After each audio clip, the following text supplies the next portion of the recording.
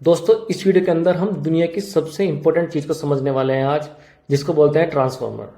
आप AI enthusiast हो या फिर आप एक सॉफ्टवेयर इंजीनियर हो जो एआई इंजीनियरिंग को सीखना चाहते हैं, तो दोस्तों ट्रांसफॉर्मर का आर्किटेक्चर आपको समझना बहुत जरूरी है। क्योंकि जो भी आप एआई के बारे में आज जो भी आप एआई के बारे में जानते हो आज, भले ही आप चैट जीपीटी हो या फिर कोई कोई फेमस मॉडल हो जैसे कि लामा का मॉडल हो या फिर डीप सीक मॉडल हो या फिर बर्ड मॉडल हो, तो दोस्तों ये सारे के सारे आर्किटेक्चर जो आप सुनते हो ये सभी के सभी आर्किटेक्चर इसी इसी ट्रांसफॉर्मर के आर्किटेक्चर से ही बने हुए हैं। और ये आर्किटेक्चर समझना बहुत ही ज्यादा जरूरी है। दोस्तों किसी भी मॉडल का पेपर रिसर्च पेपर पढ़ो या फिर आप किसी की कंपैरिजन एनालिसिस पढ़ो, तो दोस्तों वहां पर इस आर्किटेक्चर के बारे में डिस्कशन होगा कि इसके अंदर इतने पर्टिकुलर लेयर्स हैं, इतने पैरामीटर्स हैं। तो दोस्तों ये सभी चीजें आप सुनते हुए आ रहे होंगे कि हाँ इस XYZ मॉडल के अंदर इतने बिलियन पैरामीटर्स हैं, इस मॉडल के अंदर इतने बिलियन पैरामीटर्स हैं, लेकिन आपने कभी शायद ये चीज ना नोटिस की हो कि ये पैरामीटर्स बनते कैसे हैं। तो दोस्तों जो इसका कोर आइडिया है वो है ट्रांसफॉर्मर आर्किटेक्चर। इससे ट्रांसफॉर्मर आर्किटेक्चर से आने से पहले भी हमारे पास बहुत तरीके के डीप लर्निंग के आर्किटेक्चर्स थे ऑलरेडी, लेकिन ट्रांसफॉर्मर में बहुत सारी ऐसी जो प्रॉब्लम्स थी जैसे कि लॉन्ग टर्म डिपेंडेंसी या फिर स्केलेबिलिटी। तो दोस्तों ये बहुत सारी प्रॉब्लम्स ऐसी थी जो हम कंसिस्टेंटली फेस कर रहे थे इस आर्किटेक्चर से पहले के टाइम में, लेकिन इस आर्किटेक्चर ने सभी चीजों को एकदम बदल दिया था। दोस्तों ट्रांसफॉर्मर आर्किटेक्चर के बारे में आपने बहुत सारी वीडियोस देखी होंगी या फिर आपने बहुत सारे टेक्निकल ब्लॉग पहले भी पढ़े होंगे, लेकिन फिर भी आपको कुछ ना कुछ डाउट्स होंगे कि ये पर्टिकुलर कंपोनेंट क्यों है ट्रांसफॉर्मर आर्किटेक्चर के अंदर और हम उसको किस तरीके से यूज कर रहे हैं अपने पर्टिकुलर मॉडल के अंदर। तो इस वीडियो के अंदर हम बिल्कुल इन डेप्थ एक एक कंपोनेंट के जो ट्रांसफॉर्मर का एक एक कंपोनेंट होगा हम उसको बिल्कुल इन डेप्थ में कवर करेंगे। सारे के सारे कंपोनेंट आप बिल्कुल आप सारे के सारे कंपोनेंट को देखोगे कि किस तरीके से एक साथ मिलकर वो एक ट्रांसफॉर्मर का पूरा आर्किटेक्चर बनाते हैं। तो दोस्तों स्टार्ट करते हैं ट्रांसफॉर्मर आर्किटेक्चर के मेन कंपोनेंट से। तो सबसे पहले आपको एक बात चीज नोटिस करनी पड़ेगी कि जो ओरिजिनल ट्रांसफॉर्मर का आर्किटेक्चर था जिसको गूगल डीप माइंड टीम ने बनाया था या फिर गूगल ब्रेन टीम ने, मुझे अभी हम रिसर्च पेपर देखेंगे इसका, तो जिस टीम ने ये ट्रांसफॉर्मर का आर्किटेक्चर बनाया था उस टीम ने जनरली जो उस टाइम पे जो ऑब्जेक्टिव रखा था इस ट्रांसफॉर्मर आर्किटेक्चर को, वो उन्होंने इसको ट्रांसलेशन टास्क के लिए यूज किया था। और इसके अंदर उन्होंने मेनली दो कंपोनेंट ऐड किए थे। तो सबसे पहले कंपोनेंट का नाम था दोस्तों एनकोडर। ठीक है, ये किसका मतलब क्या था? एनकोडर एक पूरी की पूरी स्टैक थी। इसके अंदर हम आपको दोस्तों एनकोडर के अंदर बहुत सारी लेयर्स होती हैं और उन सारी लेयर्स के अंदर बहुत सारे कंपोनेंट्स होते हैं। हम एक एक चीज को बिल्कुल इन डेप्थ में कवर करेंगे, आप बिल्कुल भी टेंशन मत लेना।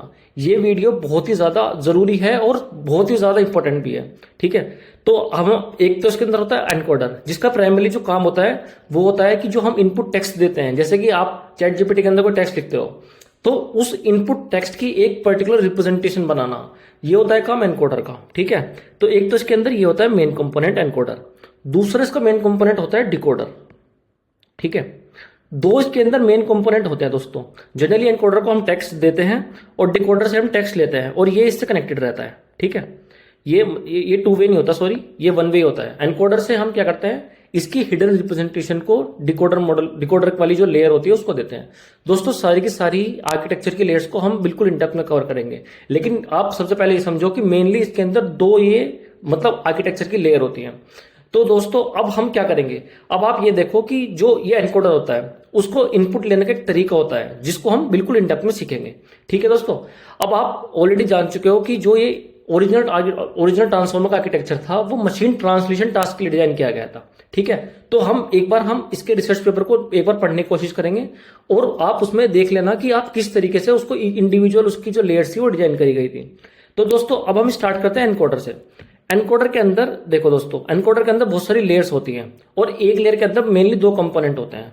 ठीक है, तो हम स्टार्ट करते हैं एनकोडर से। तो सबसे पहले आप ये मान कर चलो कि अगर अगर सबसे पहले हम सिंपल आर्किटेक्चर देखें तो लेट्स सपोज मैं मान रहा हूं कि ये मेरे को एक पूरा का पूरा मेरा ट्रांसफॉर्मर का आर्किटेक्चर है। ठीक है, तो क्या होगा इसके, लेट्स सपोज इनपुट में मैंने एक टेक्स्ट लिखा, लेट्स सपोज आई लाइक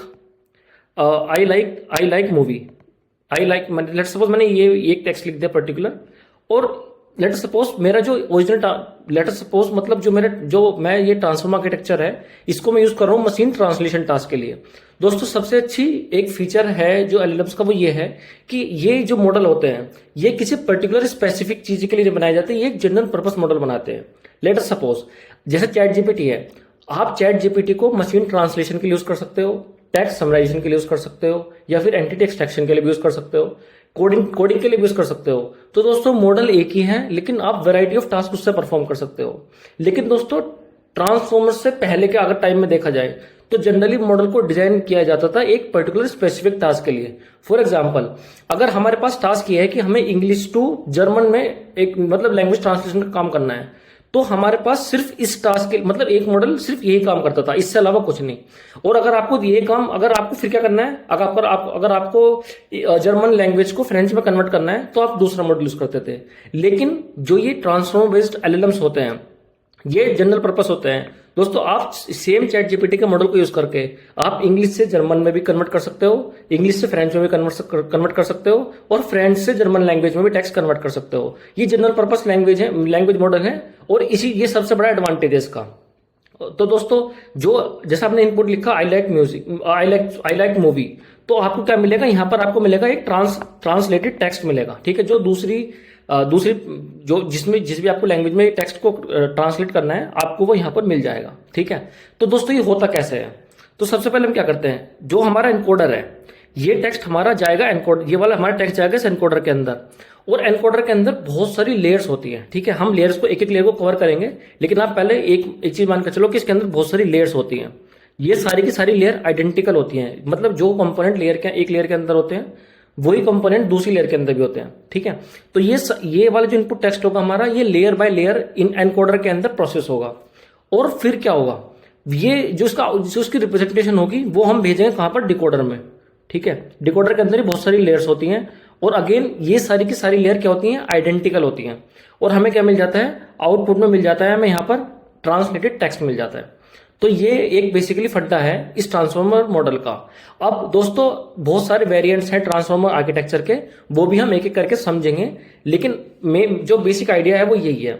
अब दोस्तों अब हम ट्रांसफॉर्मर की एक एक लेयर को पकड़ेंगे, और उसका मैथमेटिकल कॉन्सेप्ट जो उसको यूज कर रहे हैं, जो ऑथर ने यूज किया है, वो भी हम बिल्कुल इन डेप्थ में कवर करेंगे। तो दोस्तों स्टार्ट करते हैं एनकोडर से और डिकोडर से, ठीक है। तो जैसे कि मैंने आपको बताया कि एक ट्रांसफॉर्मर के अंदर बहुत सारी एनकोडर की लेयर होती है, बहुत सारी डिकोडर की लेयर होती है, ठीक है। तो मान के चलो कि मेरा ये एक एनकोडर ब्लॉक है, ये मान के चलो मेरा एक एनकोडर ब्लॉक है, ठीक है। इसको मैं क्या करता हूँ, कॉपी कर लेता हूँ यार, और सेम इसको डिकोडर में यूज करेंगे, ठीक है। ये होगा मेरा डिकोडर। दो मेरी लेयर है, एक है मेरा एनकोडर का ब्लॉक, ये है मेरा एनकोडर ब्लॉक, ठीक है। इसको मैं लिख देता हूं यहां पर एनकोडर ब्लॉक, ठीक है दोस्तों। ये है मेरे डिकोडर ब्लॉक।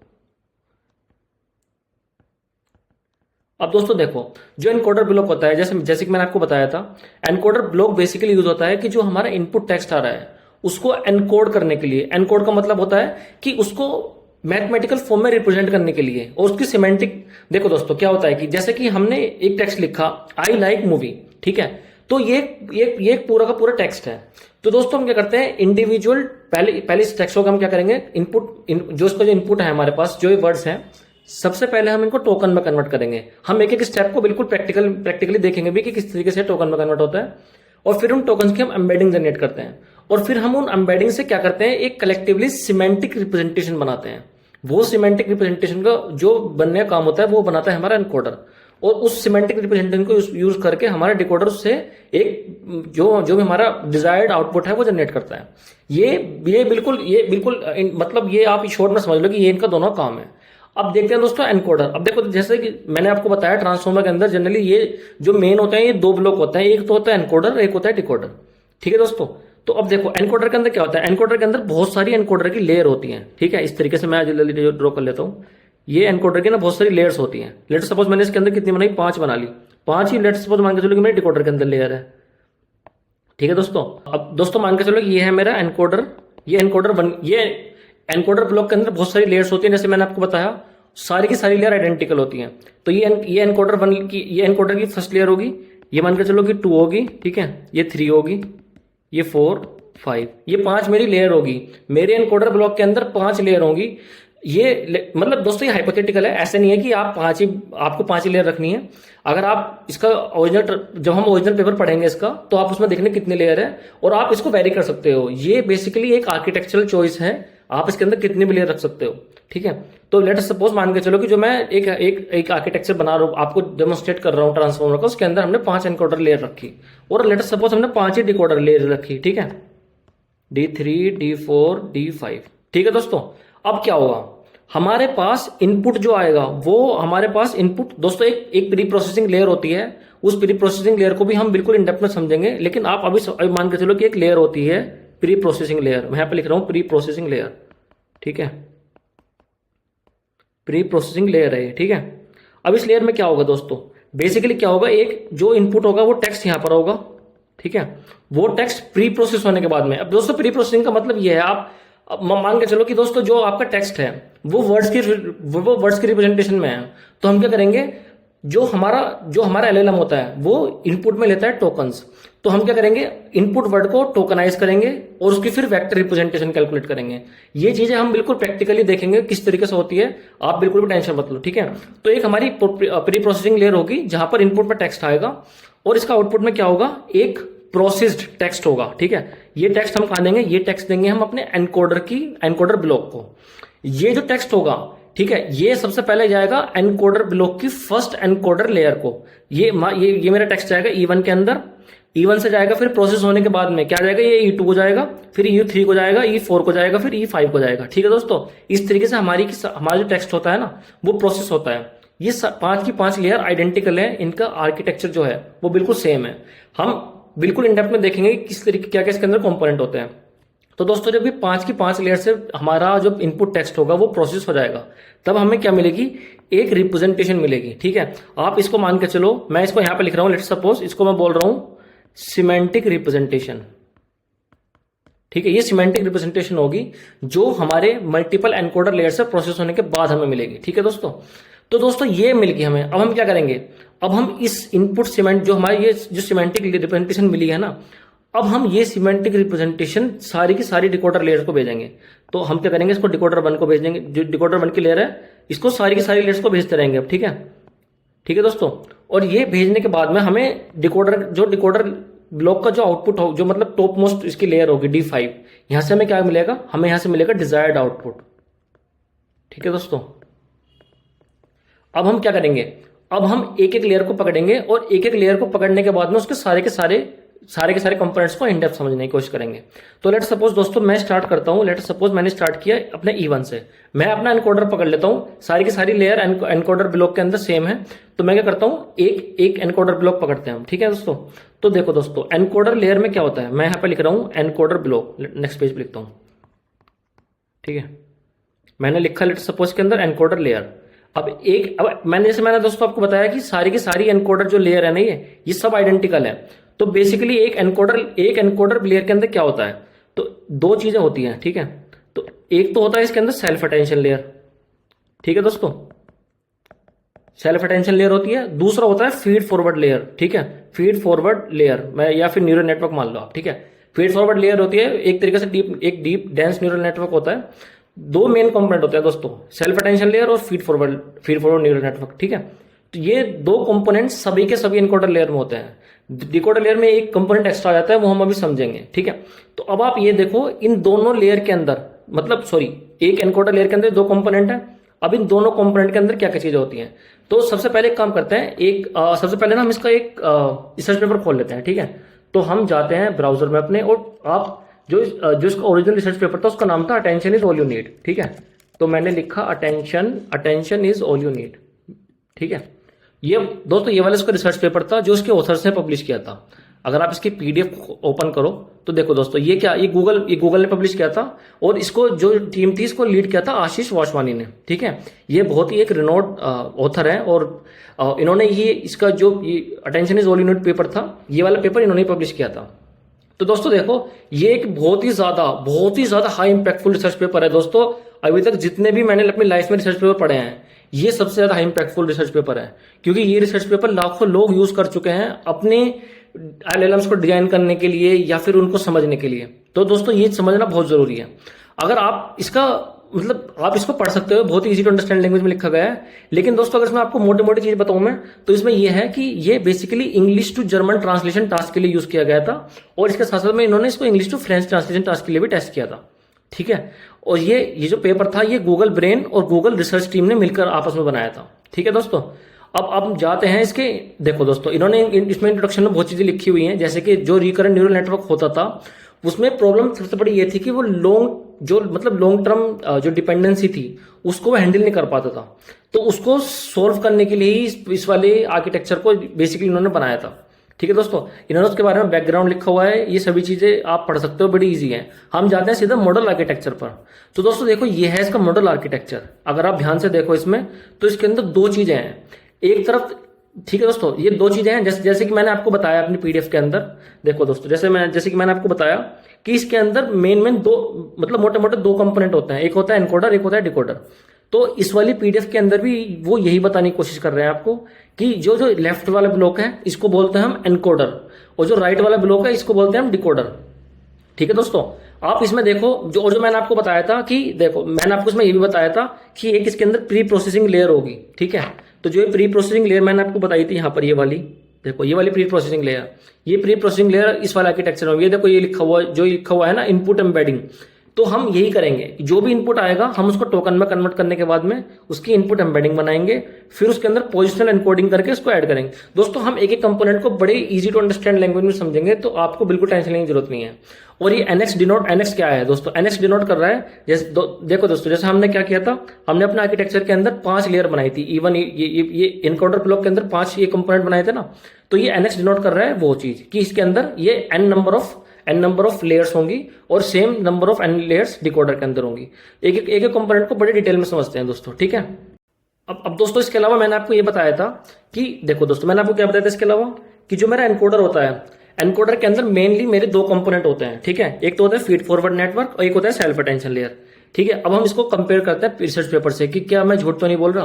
तो दोस्तों देखो, इसमें लिखा हुआ है ना मल्टी हेड अटेंशन, तो ये वही वाला कंपोनेंट है जिसको मैं बोल रहा हूँ सेल्फ अटेंशन लेयर। ठीक है, और फिर उन्होंने क्या लिखा हुआ है, फीड फॉरवर्ड का मतलब वही है कि यहाँ पे एक डेंस न्यूरल नेटवर्क यूज करा है इन्होंने।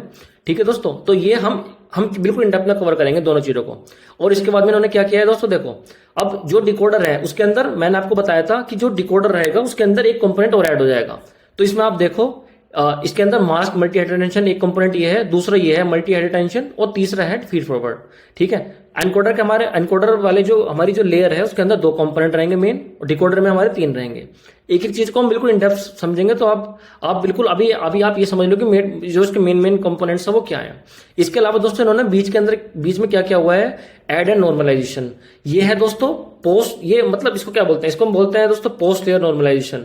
लेकिन बाद में कुछ आर्किटेक्चरल चेंजेस हुए, दूसरे जो एलएलएम्स आए उनमें इन्होंने चेंज क्या किया, इसको पहले कर दिया। वो आप अभी के लिए इसको इग्नोर भी कर सकते हो। ठीक है, उसके बाद उन्होंने क्या किया, जो आउटपुट आएगा उसको हम क्या करेंगे, सॉफ्ट मैक्स कैलकुलेट करेंगे। उसका सॉफ्ट मैक्स करके जो आउटपुट प्रोबेबिलिटी आएगी, जो टोकन की मैक्सिमम प्रोबेबिलिटी होगी, हम उसको ले लेंगे, या फिर कोई दूसरी स्ट्रेटेजी यूज कर सकते हैं। अभी के लिए आप बस ये देखो कि जो रिसर्च पेपर में हम अपनी वाली वीडियो में समझ रहे हैं, क्या वो रिसर्च पेपर से अलाइन हो रहा है नहीं हो रहा। ठीक है दोस्तों, तो इसके बाद में दोस्तों इन्होंने बताया है कि एनकोडर डिकोडर स्टैक रहेंगी। इन्होंने क्या किया था दोस्तों, अपने ओरिजिनल आर्किटेक्चर के अंदर इन्होंने 6 लेयर यूज की थी। देखो उन्होंने लिखा हुआ है ना, n = 6 आइडेंटिकल लेयर। ये बहुत ही इंपॉर्टेंट है समझना। क्यों समझना जरूरी है? क्योंकि हम भी कुछ ऐसे ही कर रहे हैं। हमने अपने एग्जांपल में क्या किया, हमने अपने एग्जांपल में 5 लेयर लिए हैं, ये सारी की सारी आइडेंटिकल हैं। ठीक है दोस्तों, तो इन्होंने ओरिजिनल पेपर में क्या किया था, 6 आइडेंटिकल लेयर ली थी।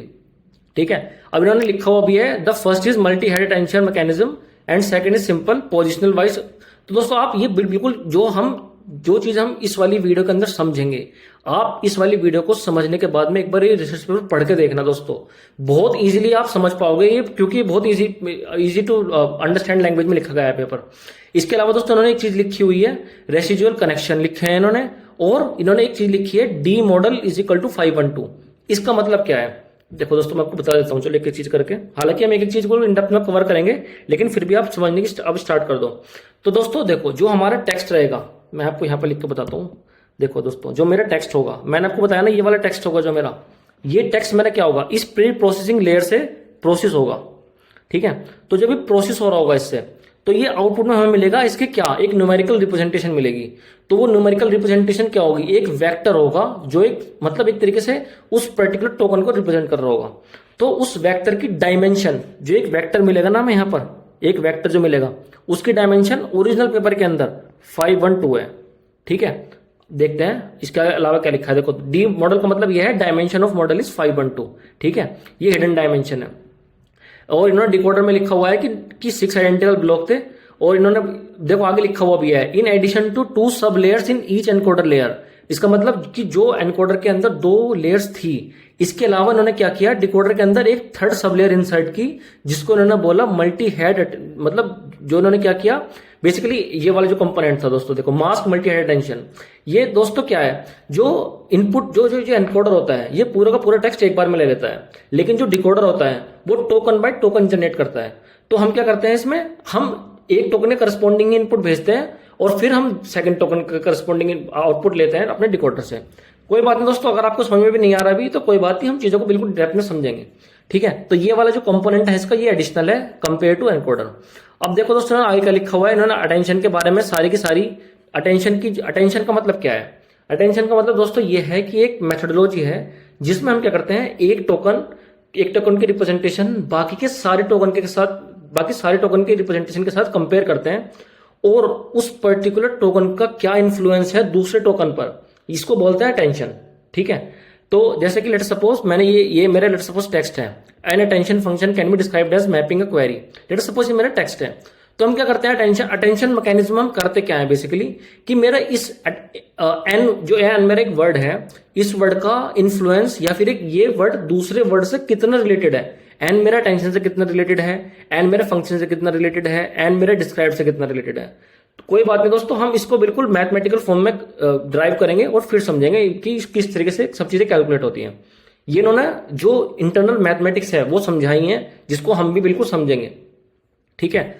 और दोस्तों ये इस तरीके से उन्होंने सब कुछ किया हुआ है, अटेंशन उन्होंने जो किया है कैलकुलेट वो इस तरीके से किया है। तो दोस्तों अब एक काम करते हैं, हम अपनी ये सारी की सारी चीजों को कैलकुलेट करना स्टार्ट करते हैं, ठीक है। तो स्टार्ट करते हैं अपने एनकोडर ब्लॉक से।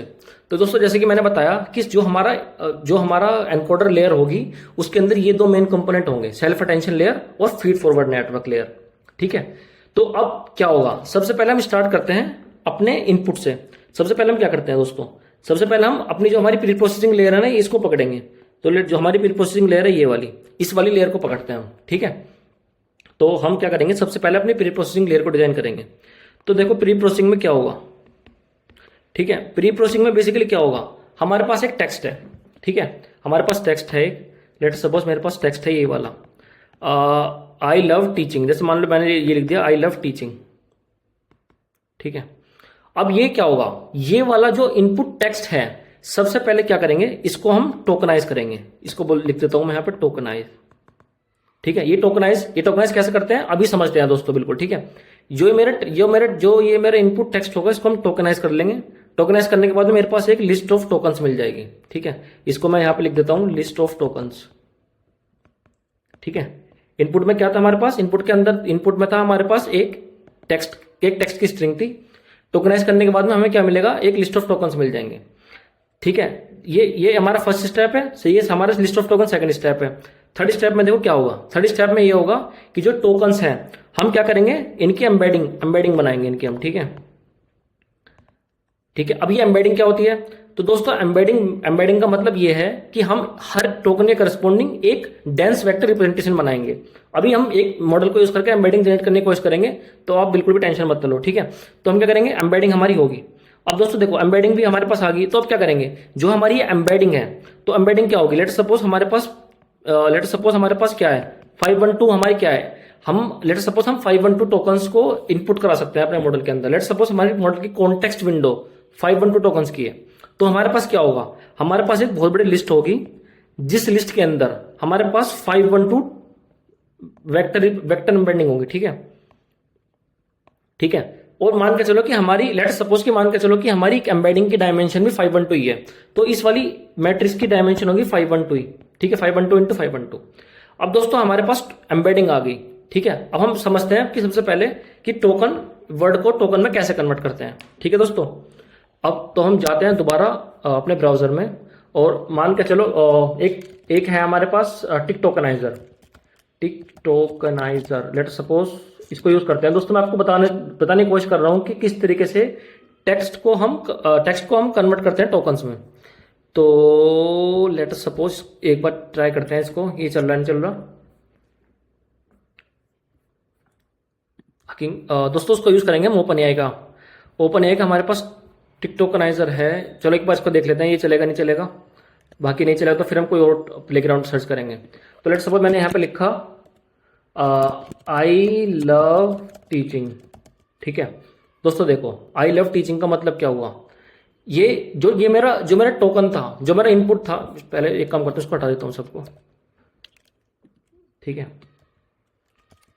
ये वाला प्लेग्राउंड अच्छा नहीं है, एक दूसरा प्लेग्राउंड ढूंढते हैं दोस्तों। एक मिनट, ये थोड़ा टाइम लग सकता है इसमें। प्लेग्राउंड में बेसिकली मैं आपको एक चीज दिखाने की कोशिश कर रहा हूँ कि किस तरीके से इनपुट टेक्स्ट को हम टोकन में कन्वर्ट करते हैं। लेट्स सपोज मैंने ये लिखा आई लव टीचिंग। दोस्तों देखो मेरे पास क्या है, 3 मेरे पास वर्ड्स हैं, और ये जो मॉडल का हमारा टोकनाइजर है। टोकनाइजर का मतलब ये समझो आप कि ये वर्ड को तोड़ के छोटे छोटे टोकन बना देता है। ठीक है, तो ये उसको 3 टोकन में कन्वर्ट करेगा। और अगर मैं इसको ये लिखूं I love teaching artificial intelligence, अगर मैंने इसको ये लिखा आर्टिफिशियल इंटेलिजेंस, ठीक है, तो ये देखो इसने क्या किया, मेरे इनपुट को इसने इस तरीके से टोकन में कन्वर्ट कर दिया।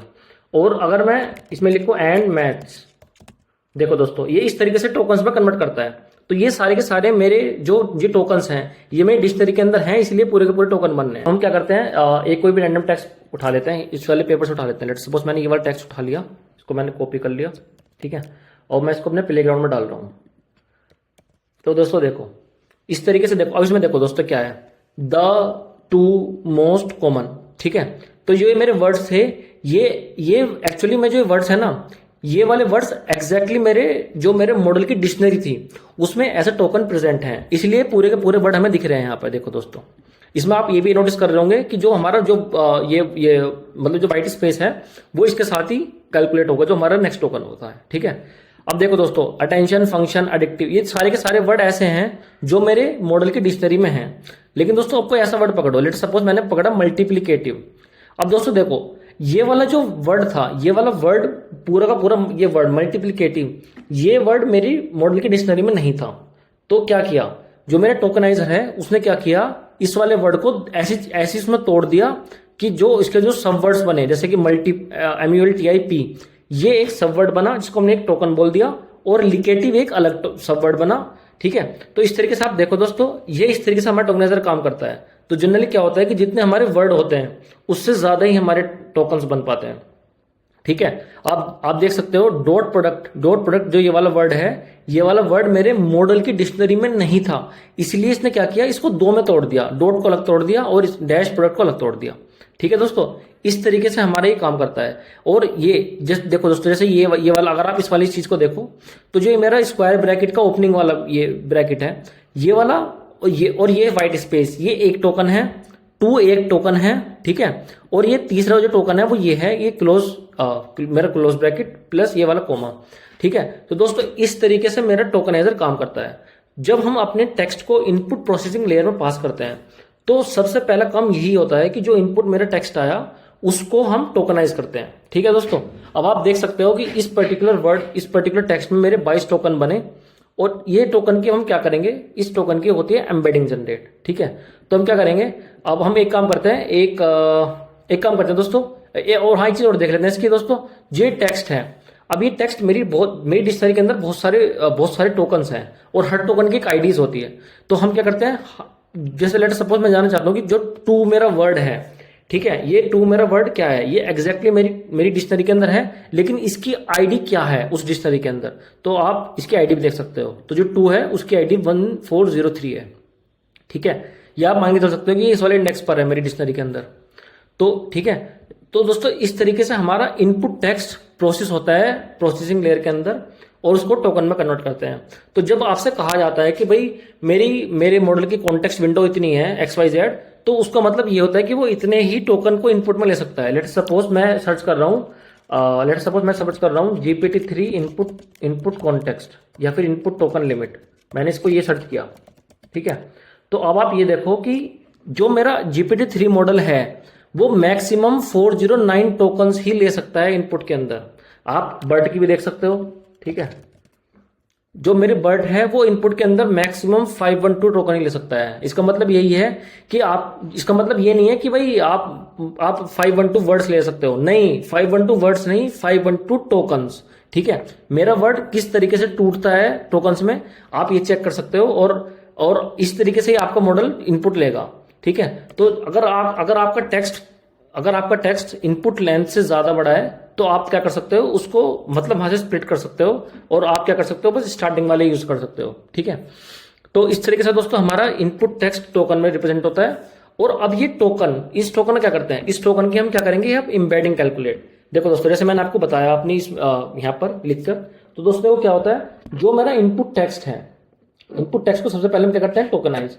टोकनाइज होने के बाद में हम क्या करते हैं, देखो यहाँ पे देखो दोस्तों, टोकनाइज, ये हमारा टोकनाइज हो गया। ये तो हमने क्या किया, ये हमने टिक टोकन लाइब्रेरी को प्लेग्राउंड में चला के देख भी लिया। ठीक है, तो टोकनाइज हमने एक बार, मतलब हमने उसको क्या किया, विजुअली देख लिया। दोस्तों कोड के अंदर ही इंटरनली बहुत स्पीड से होता है तो आपको पता नहीं चलेगा, लेकिन हम विजुअली एक समझने के लिए मैंने आपको बता दिया कि टिक टोकन प्लेग्राउंड को यूज करके आप चेक कर सकते हो कि इनपुट हमारा कैसे टोकनाइज होता है। नेक्स्ट क्या है हमारे पास, क्या है, लिस्ट ऑफ, हमारे पास टोकन्स, मैंने बताया था आपको लिस्ट ऑफ टोकन्स मिलेंगी। तो दोस्तों देखो हमारे पास लिस्ट ऑफ टोकन्स मिल जाएंगी ये स्प्लिट होने के बाद में। ठीक है, अब इसके बाद में क्या होगा, इसके बाद में होगी क्या, एम्बेडिंग कैलकुलेट। अब दोस्तों ये जो एम्बेडिंग है, ये यहाँ पर हमें एक एम्बेडिंग का एलएलएम यूज करते हैं। हम क्या करते हैं, एक एलएलएम यूज करते हैं। वो एलएलएम क्या करता है, वो एलएलएम इनपुट में लेगा टेक्स्ट। ठीक है, और आउटपुट में क्या देगा, एक हमें एक डेंस वेक्टर रिप्रेजेंटेशन देगा। डेंस वेक्टर का मतलब ये है कि ये एक वेक्टर होगा जिसके अंदर, जिसकी एक पर्टिकुलर डायमेंशन होगी।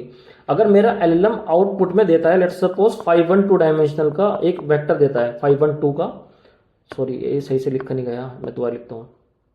ठीक है, तो लेट्स सपोज लेट्स सपोज हमारा जो एलएलएम है वो इनपुट में टेक्स्ट लेता है और आउटपुट में 512 डायमेंशन का वेक्टर देता है। इसका मतलब ये है कि ये एक डेंस वेक्टर रिप्रेजेंटेशन देगा जिसमें एक वैल्यू होगी। दोस्तों ये वाला कॉन्सेप्ट है जो हमारा डेंस वेक्टर का, वो भी हम समझेंगे। लेकिन आप अभी के लिए आप ये समझो कि बस एक एलएलएम यूज करेंगे जो इनपुट में टेक्स्ट लेगा और आउटपुट में हमें डेंस वेक्टर देगा। डेंस वेक्टर का रोल कहां पर आता है वो मैं आपको इन डेप्थ बताऊंगा दूसरी वीडियोस में भी, या फिर इसी वीडियो के अंदर हम बाद में कवर करेंगे। ठीक है, तो अब हम एक काम करते हैं, एक मॉडल को ढूंढते हैं जो हमें क्या करेगा, ये एम्बेडिंग जनरेट करके देगा। बेसिकली हम क्या करें, अपने इन्फ्रेंस इंजन, जो हमारा ओलामा का इन्फ्रेंस इंजन है, हम उसको एज ए डोकर कंटेनर अपने सिस्टम के अंदर चला रहे हैं। हमने क्या किया, हमने डोकर कंटेनर की सबसे पहले ये वाली इमेज को रीड किया। ठीक है, अपने डोकर हब से ये वाली इमेज रीड की, और उसके बाद में हमने इसको अपने लोकल सिस्टम में रन करा दिया यूजिंग दिस कमांड। ठीक है, और उसके बाद जब हमारा कंटेनर ये चल पड़ा, जब हमने ये वाली कमांड एग्जीक्यूट की थी दोस्तों, तो हमारा ये कंटेनर अप हो गया। ठीक है, हमने यहाँ पे ये वाली कमांड यूज की थी डोकर पीएस। इससे हमें क्या पता चला कि ये वाला मेरा कंटेनर चल रहा है। जब मुझे पता चला कि मेरा कंटेनर चल रहा है तो मैंने क्या किया, इस कंटेनर के अंदर ये तो मेरा एग्जीक्यूटेबल कमांड होगी जो मेरी इस कंटेनर के अंदर चलेगी, और ये वाली कमांड है जो मैंने एक्चुअली चलाई है।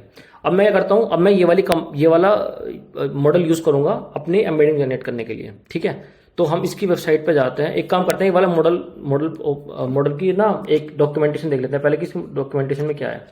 तो मेरा मॉडल का नाम है नोमिक। ठीक है, ये एम्बेडिंग का मॉडल है।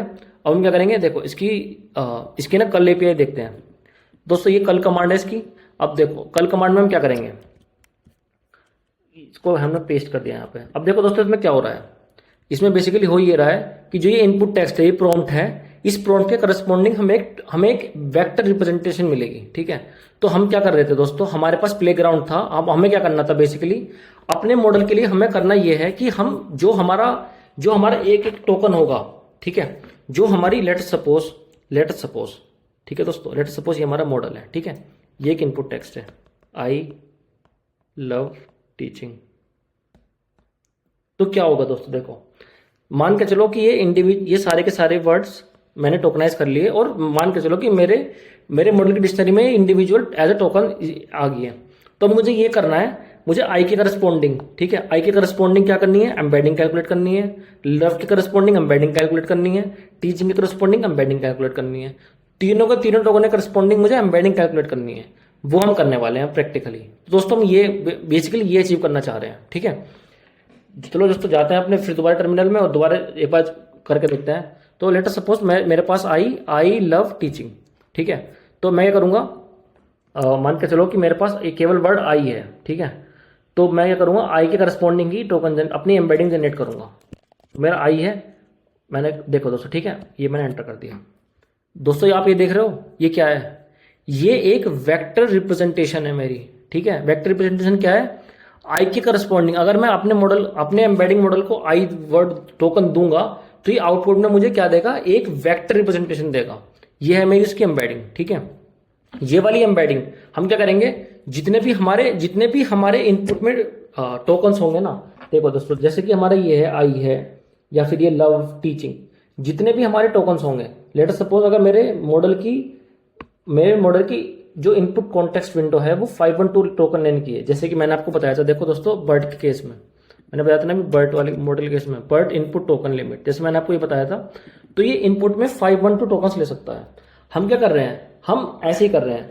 तो let us suppose I love teaching, इस तरीके के मेरे पास सारे मिला के ना 512 टोकन्स हैं।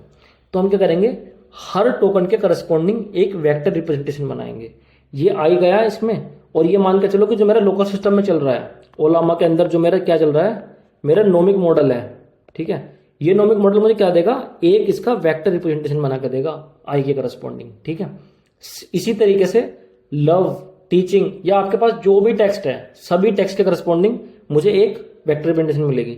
जैसे मुझे क्या करे, लेट सपोज मेरा वर्ड है ये, तो मुझे लव के करस्पॉन्डिंग एक वेक्टर रिप्रेजेंटेशन मिलेगी, टीचिंग के करस्पॉन्डिंग एक वेक्टर रिप्रेजेंटेशन मिलेगी, और जो भी टेक्स्ट है आपका सभी के करस्पॉन्डिंग हमें एक इनपुट, जो हमारा इनपुट टेक्स्ट है ये, उसके करस्पॉन्डिंग हमें एक वेक्टर रिप्रेजेंटेशन मिलेगी, और ये एक डेंस वेक्टर होगा जिसकी एक फिक्स डायमेंशन होगी, ठीक है दोस्तों।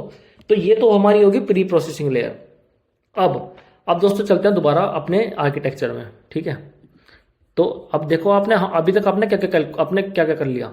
आपके पास इनपुट आया, आपने इनपुट की क्या बनाई, एम्बेडिंग बना ली। अब दोस्तों, अब देखो दोस्तों, ये एक्चुअल में रिसर्च पेपर है और हम डायरेक्टली रिसर्च पेपर से ही अपने सब कुछ डेवलपमेंट का काम कर रहे हैं। तो हमने ये 2 स्टेप कर लिए, ये बड़े इजी थे। देख लो दोस्तों, आप कर चुके हो ऑलरेडी। इनपुट आया, इनपुट को आपने क्या किया, टोकनाइज करके इनपुट एम्बेडिंग कर ली। थर्ड स्टेप क्या है, इसमें हम पोजिशनल एनकोडिंग करेंगे। तो दोस्तों ये एक बहुत इंपॉर्टेंट चीज है। अब ये इंटरव्यू में पूछा जाता है कि जो आपका जो टेक्स्ट है, ठीक है, हमारे पास जितने भी टोकन हैं हम उसको एक साथ उसकी एम्बेडिंग कैलकुलेट करते हैं और एक साथ एज अ लिस्ट अपने मॉडल को भेज देते हैं, ठीक है। लेकिन हमारे मॉडल को कैसे पता चलेगा कि भाई ये सारे के सारे जो इनपुट टेक्स्ट आया है, इनपुट टेक्स्ट की एम्बेडिंग आई है, ये सारे के सारे वर्ड इस तरीके से अरेंज थे, मतलब इसके अंदर हमने कोई भी सीक्वेंशियल इन्फॉर्मेशन नहीं भेजी, ठीक है। हमने क्या किया, हमने अपने वर्ड को उठाया, जो इनपुट टेक्स्ट था हमारा, उसको टोकनाइज करा, उसकी एम्बेडिंग कैलकुलेट करी, और उस एम्बेडिंग की लिस्ट को हमने अपने मॉडल को भेज दिया।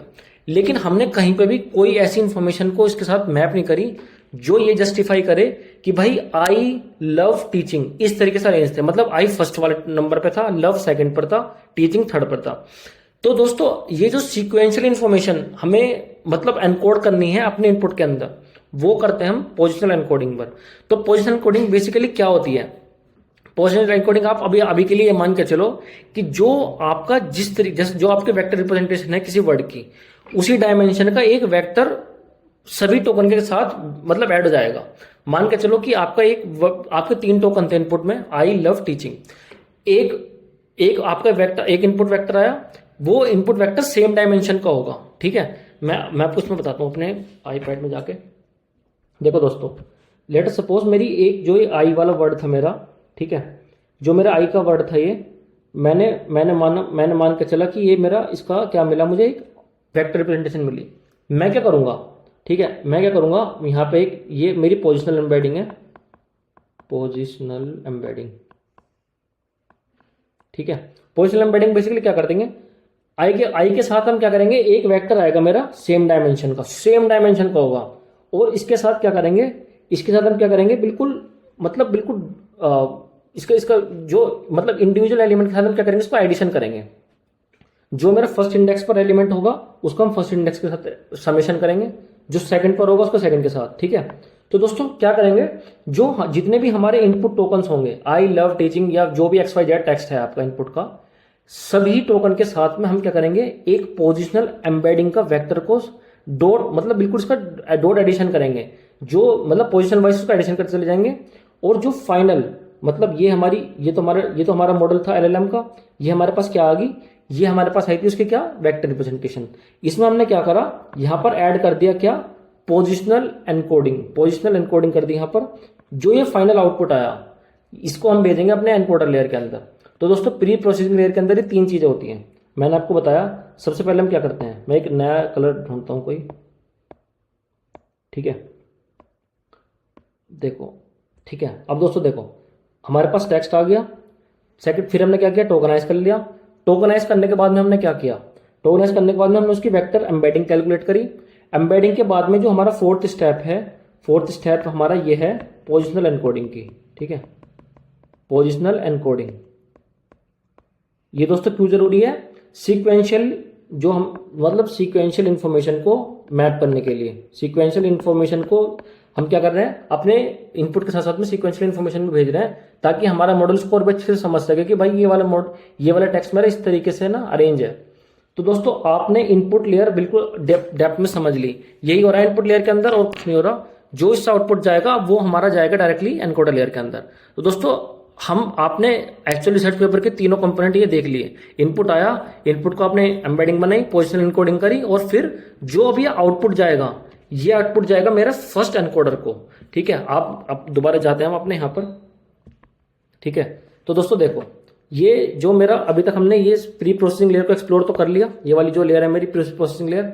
इस प्री प्रोसेसिंग लेयर से जो हमारा यहाँ पर आउटपुट मिलेगा ना, यहाँ पर हमें देखो ये वाला जो हमें आउटपुट मिलेगा यहाँ पर, ये आउटपुट हम देंगे अपने फर्स्ट एनकोडर को। हमारे एनकोडर ब्लॉक के अंदर मल्टीपल एनकोडर लेयर है, हम ये वाला इनपुट देंगे अपने फर्स्ट एनकोडर को। मेरा वो एनकोडर किस तरीके से उसको प्रोसेस करेगा अब हम ये समझेंगे, ठीक है। और जो प्रोसेसिंग मेरे फर्स्ट एनकोडर के अंदर होगी वही सेम आइडेंटिकल प्रोसेसिंग सारे एनकोडर लेयर के अंदर होगी। तो हम बस एक एनकोडर लेयर को समझ लेते हैं कि उसमें कैसे काम हो रहा है, ठीक है दोस्तों। अब चलते हैं दोबारा अपने रिसर्च पेपर में, और हम यहाँ पे देखते हैं सबसे पहले कंपोनेंट क्या है इसके अंदर, मल्टी हेड अटेंशन। तो जो मैंने आपको बताया था कि मेरे पास क्या है, सेल्फ अटेंशन लेयर है, ठीक है। मैंने आपको बताया था ना यहाँ पे सेल्फ अटेंशन लेयर, तो ये सेल्फ अटेंशन लेयर है। अब इसको ही बोलते हैं मल्टी हेड अटेंशन लेयर। अब हम इसको देखते हैं इसके अंदर क्या क्या कंपोनेंट है। तो दोस्तों अब हम स्टार्ट करते हैं बिल्कुल ट्रांसफॉर्मर के आर्किटेक्चर के जो हमारे कोर कंपोनेंट्स है, एनकोडर लेयर और डिकोडर लेयर, ठीक है। तो दोस्तों ये थोड़ी सी मैथमेटिकल हैवी होगी, आप वीडियो को चाहे भले ही पॉज कर करके 2-3 बार में देखो, लेकिन इस पूरी की पूरी वीडियो को जरूर देख लेना। क्योंकि दोस्तों एक बार मतलब आपने एनकोडर लेयर की सारी लेयर्स को समझ लिया, उसके बाद में आपके लिए कोई भी आर्किटेक्चर समझना बहुत ईजी हो जाएगा। एक बार आपको सेल्फ अटेंशन कैलकुलेट करना आ गया तो आप डिकोडर को भी समझ लोगे, और फिर आप कोई भी, क्योंकि जो ज्यादातर एलएलएम आप यूज कर रहे हो या फिर आपने जिन एलएलएम के बारे में सुना है वो सभी के सभी आर्किटेक्चर ट्रांसफॉर्मर बेस्ड आर्किटेक्चर ही हैं। तो एक बार आपने एक आर्किटेक्चर समझ लिया, दूसरे आर्किटेक्चर को समझना बहुत ईजी है, ठीक है दोस्तों। तो हम स्टार्ट करते हैं सेल्फ अटेंशन से ही। तो सबसे पहले हम क्या करते हैं, सेल्फ अटेंशन लेयर जो ये वाली लेयर है इससे स्टार्ट करेंगे हम, ठीक है। हम चलते हैं और यहां पर हम लिखते हैं सेल्फ अटेंशन, ठीक है। अब दोस्तों एक बात देखो, मैंने जैसे आपको बताया, मान के चलो कि हमारे जो मॉडल की हमारी इनपुट टोकन लेंथ है वो 512 टोकन की है, ये मान लो फिक्स है। और मान के चलो अभी के लिए मान के चलो सिर्फ कि मैं तीन ही टोकन इनपुट करा रहा हूं। मान के चलो कि मेरा टेक्स्ट है ये, आई लव टीचिंग। मान के चलो कि मेरा ये मेरे 3 टोकन्स हैं, ठीक है दोस्तों। तो हम ऑलरेडी हम देख चुके हैं कि सबसे पहले क्या करेंगे, इन तीनों के 3 जो हमारे टोकन्स हैं इसके करस्पॉन्डिंग हमारे पास इनपुट एम्बेडिंग होगी, और उस इनपुट एम्बेडिंग में हम पोजिशनल एम्बेडिंग भी ऐड कर चुके होंगे, ठीक है दोस्तों। जिस तरीके से हमने यहाँ पर अपने पेपर में देखा था, इनपुट है, इनपुट की एम्बेडिंग कैलकुलेट करेंगे और उसमें हम क्या करेंगे, पोजिशनल एनकोडिंग ऐड कर देंगे। तो दोस्तों ये सब करने के बाद में मान के चलो कि हमारे पास 3 हमारे पास एम्बेडिंग आ गई, ठीक है। ये 3 एम्बेडिंग क्या है, ये 3 एम्बेडिंग है हमारे 3 टोकन है करस्पॉन्डिंग, ठीक है दोस्तों। तो हमारे पास ये 3 टोकन है, जैसे मान के ये हो गया ये वाला टोकन का करस्पॉन्डिंग, ये हो गया इसके करस्पॉन्डिंग, और ये हो गया इसके करस्पॉन्डिंग। अब हमारे पास 3 टोकन है, 3 एम्बेडिंग होगी। और अब इन एम्बेडिंग क्या करेंगे दोस्तों, अब देखो दोस्तों हमारे पास ये 3, अगर लेट सपोज अगर हमारे पास ये 3 इनपुट एम्बेडिंग है, इनको मान के चलो कि इसका नाम x1 है, इसका नाम x2 है, उसका नाम x3 है, ठीक है दोस्तों। x1 x2 x3 को डिनोट कर रहा है, x1 इसको डिनोट कर रहे हैं हम, x2 इसको, और इसको हम x3 डिनोट कर रहे हैं, ठीक है। अब दोस्तों देखो, अब हम क्या करेंगे, इन x1 x2 x3 को यूज करके 3 और वेक्टर बनाएंगे, ठीक है। अब हम देखो क्या करेंगे, दोस्तों ये वेक्टर कैसे बनेंगे हम बिल्कुल डेप्थ में समझेंगे, तो आप बिल्कुल भी टेंशन मत लेना। तो देखो सबसे पहले हम क्या करेंगे, मान कर चलो कि हमारी जो इनपुट x1 है उसके करस्पॉन्डिंग हमें 3 दूसरी और वेक्टर जनरेट करने हैं। तो सबसे पहले हम क्या करेंगे, क्वेरी, फिर हम जनरेट करेंगे क्या, की के बाद हम क्या करेंगे, वैल्यू। अब देखो दोस्तों ये 3 न्यू वेक्टर बनेंगे हमारे x1 के करस्पॉन्डिंग। ये कैसे बनेंगे वो भी हम अभी बिल्कुल अभी समझेंगे।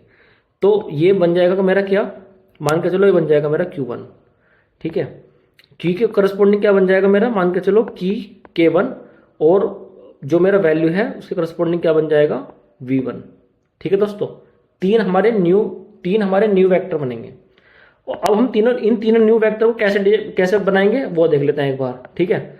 तो दोस्तों देखो सबसे पहले क्या होगा, हमारे पास जो x1 है, x1 मान के चलो कि x1 है हमारा 512 डायमेंशन का, x2 भी हमारा 512 डायमेंशन का है, x3 भी, ठीक है।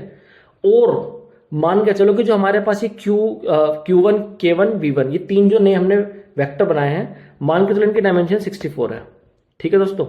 मान के चलो भी कि इनके डायमेंशन 64 है। अब दोस्तों देखो क्या होगा, हम क्या करेंगे, 3 न्यू वेट मैट्रिक्स यूज करेंगे। ये वेट मैट्रिक्स के जो वेट्स होंगे ये ट्रेनेबल पैरामीटर्स होंगे। जब हम अपने मॉडल को प्री ट्रेन कर रहे होंगे तब इन तीनों वेट मैट्रिक्स की वैल्यू को भी हम ट्रेन करते हैं, ठीक है दोस्तों। तो अब क्या होगा, सबसे पहले हम क्या करेंगे, देखो दोस्तों सबसे पहले हम ये करते हैं, अगर हमारे पास x1 है तो हम क्या करेंगे, इसके डॉट प्रोडक्ट करेंगे एक वेट मैट्रिक्स के अंदर, ठीक है। उस वेट मैट्रिक्स का नाम मान के चलो WQ मान लिया हमने, ठीक है। अभी WQ क्या है, WQ क्या, एक वेट मैट्रिक है मान के चलो जिसकी डायमेंशन है 512 इंटू 64, और जो हमारा x1 है आप दोस्तों जानती हो ये एक 1 डायमेंशनल वेक्टर है, इसकी डायमेंशन क्या है 1 इंटू 512। तो दोस्तों जब हम इनका डॉट प्रोडक्ट करेंगे, बेसिकली जो हम इनकी मैट्रिक्स मल्टीप्लीकेशन करेंगे, तो इनका जो रिजल्टेंट आएगा वो क्या आएगा, वो आएगा 1 इंटू 64, राइट। 60 ये तो आएगा, ये सेम है, तो क्या आएगा 1 इंटू 64। इस डायमेंशन का हमारे पास एक नया वेक्टर आएगा जिसको हमने बोल दिया क्या, Q1। इसी तरीके से दोस्तों हम क्या करेंगे, हमारे पास तीन बेसिकली वेट मैट्रिक्स होंगी। एक हमारे पास क्या होगी, एक हमारे पास होगी ये वाली, ठीक है। एक हमारे पास के की करस्पॉन्डिंग भी होगी, तो हम इसको बोल देते हैं क्या, WK। इसकी डायमेंशन भी यही होगी 512 इंटू 64। और एक हमारे पास मान के चलो एक हमारे पास होगी ये वाली वेट मैट्रिक्स वैल्यू के करस्पॉन्डिंग, ठीक है दोस्तों। तो इसके हम रखते हैं WV, और ये होगी हमारी 512 इंटू 64, ठीक है दोस्तों। ये हम ऑलरेडी बना चुके हैं इसकी, तो चलो एक बार फिर भी बना लेते हैं। तो ये हमारी होगी WQ, इसकी डायमेंशन हमने लिख दी 512 इंटू 64। तो दोस्तों हम क्या करेंगे, x1 जो हमारी x1, x2, x3 जो 3 वैल्यू है, हम इन तीनों वैल्यू को डॉट प्रोडक्ट करेंगे इसके साथ और एक नए वेक्टर बनाते रहेंगे। तो जब हमने x1 की मल्टीप्लीकेशन करी WQ के साथ, ठीक है दोस्तों, तो हमारी क्या बनकर आया, ये हमारा वेक्टर बनकर आया। अब क्या करेंगे, अब हम करेंगे x1 की मल्टीप्लीकेशन करेंगे x2 की मल्टीप्लीकेशन करेंगे, ये वाला x2 है जो हमारा, x2 की मल्टीप्लीकेशन करेंगे WQ के साथ, और ये हमारा एक 64 डायमेंशन का वेक्टर बन जाएगा। फिर हम क्या करेंगे, ऐसे ही हम करेंगे x3 के लिए, तो हम क्या करेंगे x3 डॉट WQ, और इसका भी 64 डायमेंशन का वेक्टर बन जाएगा। सिमिलरली दोस्तों हम दूसरे के लिए भी करेंगे, तो जल्दी जल्दी कर लेते हैं, ठीक है। अब हम क्या करेंगे, x2 डॉट, ये क्या बनेगा हमारा WK। तो जब हम WK के साथ डॉट मैट्रिक्स मल्टीप्लीकेशन करेंगे तो ये हमारा बनेगा 64 डायमेंशन का वेक्टर। और इस तरीके से हमारे पास क्या करेगा, x3 डॉट WK, ये भी हमारा 64 डायमेंशन का होगा, ठीक है दोस्तों। इसी तरीके से हम ये भी यूज करेंगे, हम x2 डॉट WV, ये हमारा 64 डायमेंशन का हो गया, और ये हमारा बनेगा यही x3, ठीक है दोस्तों। तो हमारे पास क्या हुआ दोस्तों, हमारे पास इनपुट में 3 वेक्टर थे, हमारे पास इनपुट में क्या थे, तीन टोन के करस्पॉन्डिंग 3 इनपुट वेक्टर थे जिनकी डायमेंशन थी 512। हमने क्या किया, WQ, WK और WV 3 वेट मैट्रिसेस को यूज करके हमने सभी के करस्पॉन्डिंग 3 नए वेक्टर बना लिए, ठीक है दोस्तों। क्वेरी की वैल्यू, इनका क्या रोल है वो हम अभी समझेंगे डिटेल में, बहुत डिटेल में समझेंगे, आप बिल्कुल टेंशन मत लो। लेकिन ये 3 वेट मैट्रिक्स सबसे पहले बनती हैं, ठीक है दोस्तों। तो सभी इनपुट टोकन के करस्पॉन्डिंग हमने 3 वेक्टर बना लिए। अब दोस्तों देखो क्या करेंगे, अब दोस्तों देखो जैसे आप यूज करते थे कोसाइन सिमिलैरिटी, आप कॉन्सेप्ट यूज करो। आप अगर आपको 2 वेक्टर को ये जानना है कि भाई कि मेरे वेक्टर कितने सिमिलर है एक दूसरे से, तो आप क्या करते थे, उनका डॉट प्रोडक्ट करते थे, ठीक है। तो cosine similarity, basically cosine similarity का जो जो कॉन्सेप्ट होता है वो इसलिए यूज होता है कि आप दो वेक्टर कितने आपस में एक दूसरे से मिलते हो, मतलब कितने सिमिलर हो, तो उसके लिए आप डॉट प्रोडक्ट करते थे। सिमिलरली हम यहाँ भी यही करेंगे। हम क्या करेंगे, हमारे पास जो तीन ये मैट्रिक्स है, क्वेरी, की, वैल्यू, सभी टोकन करस्पॉन्डिंग हमारे पास तीनों वेक्टर रहेंगे। तो हम क्या करेंगे, अब इनका डॉट प्रोडक्ट करेंगे। सबसे पहले हम क्या करेंगे, क्वेरी का डॉट प्रोडक्ट करेंगे की के साथ, ठीक है दोस्तों। इस वाले डॉट प्रोडक्ट को करने के बाद में हमारे पास एक स्कोर आएगा जिसको हम बोलते हैं अटेंशन स्कोर। तो हम क्या करेंगे दोस्तों, देखो इसे करने के बाद में देखो दोस्तों, ये भी वेक्टर है, ये भी एक वेक्टर है, ठीक है। ये भी 64 डायमेंशन का वेक्टर है हमारा, जो हमारी जो क्वेरी है, ये भी 64 डायमेंशन का वेक्टर है और ये भी 64 डायमेंशन का वेक्टर है। तो दोस्तों जब हम दो वेक्टर्स का डॉट प्रोडक्ट करते हैं तो हमें एक स्केलर क्वांटिटी मिलती है, ठीक है दोस्तों। तो हमें क्या मिलेगी, एक स्केलर क्वांटिटी मिलेगी। लेट सपोज ये वैल्यू होगी 50 मान लो, ठीक है, ये कोई न्यूमेरिकल वैल्यू आएगी, ठीक है। तो इसी तरीके से हम क्या करेंगे, ये हमारी क्या है, ये हमारा Q1 डॉट K1, ठीक है दोस्तों। ये आपको समझना बहुत जरूरी है। ये हमारा क्या है, Q1 डॉट K1।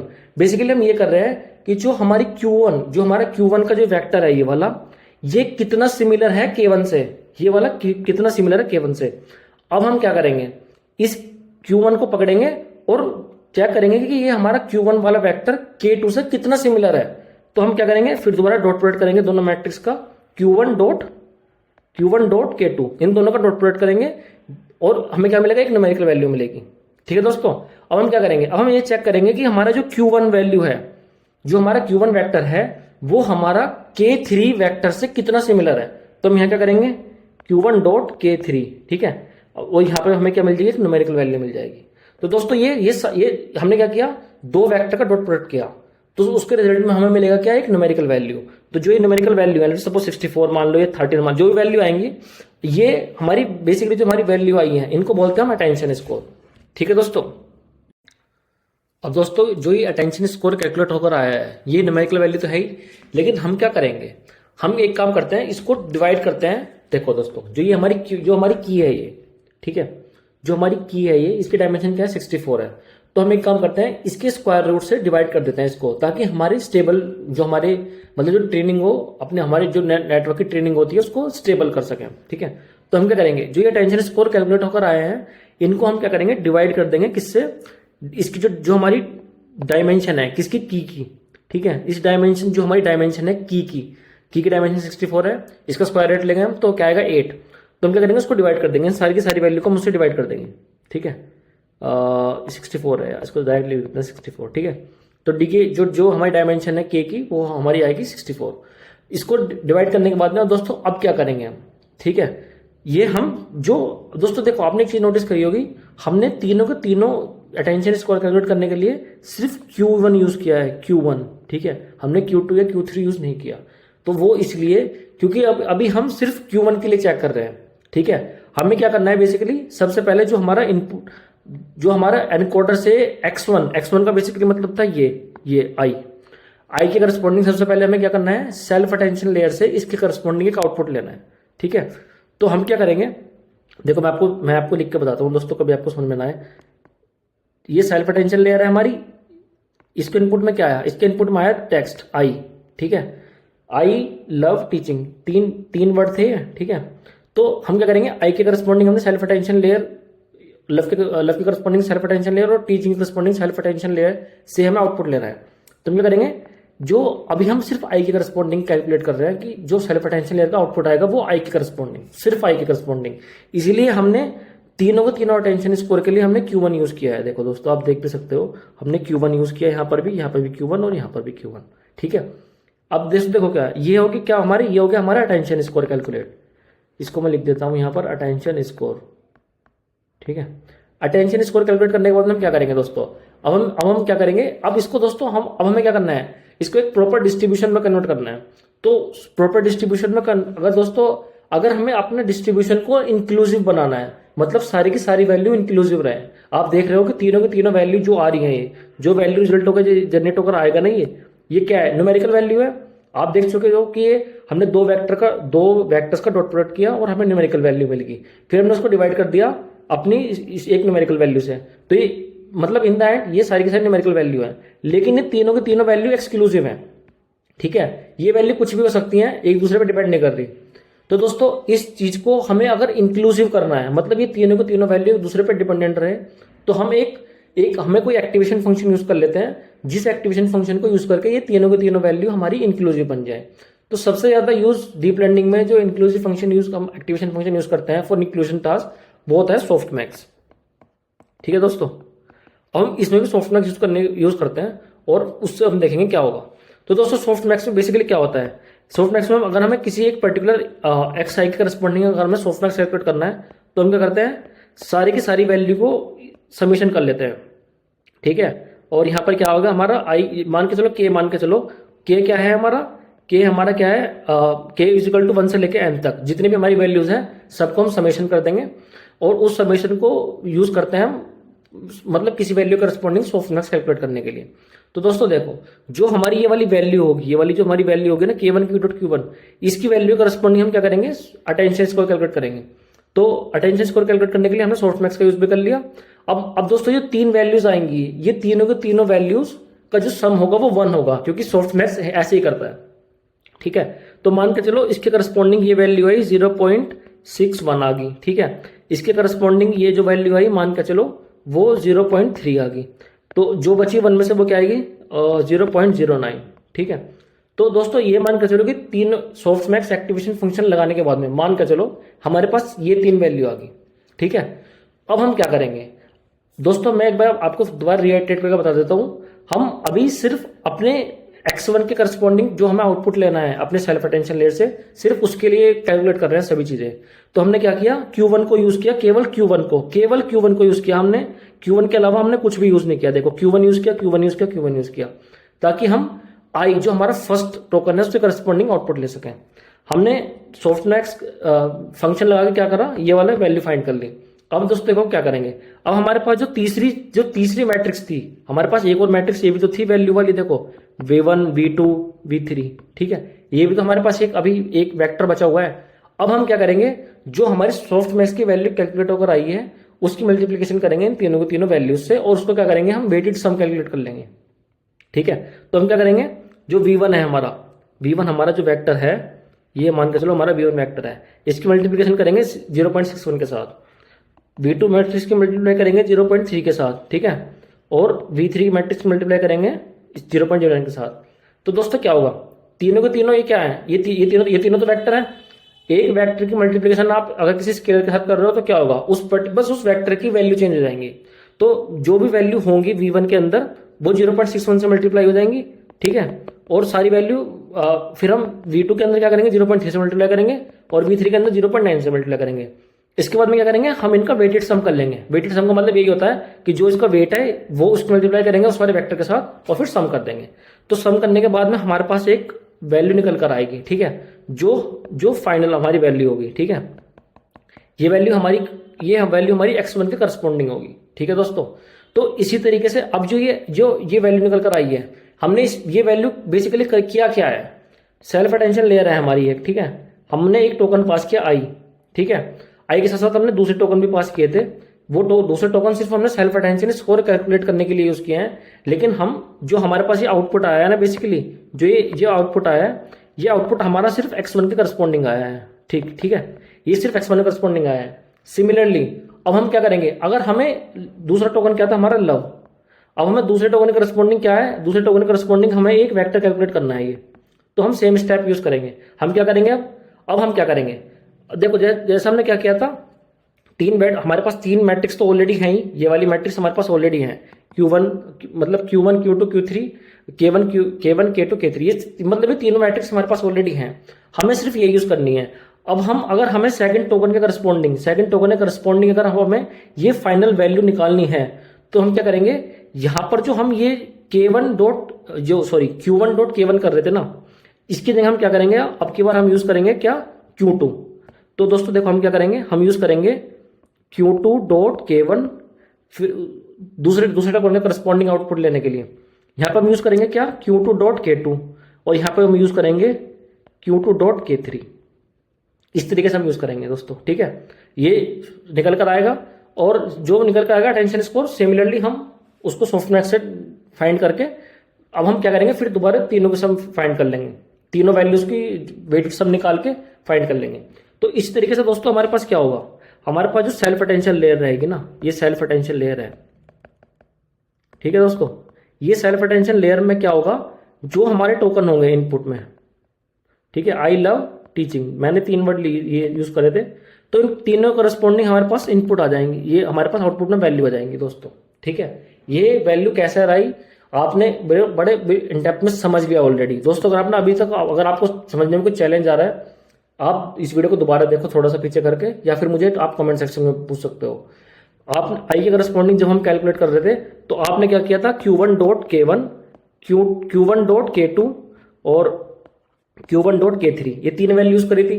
जब आप लव यानी सेकंड टोकन करस्पॉन्डिंग करोगे, तब आप क्या करोगे, आप यूज करोगे Q2.K1, Q2.K2, ठीक है, और Q2.K3।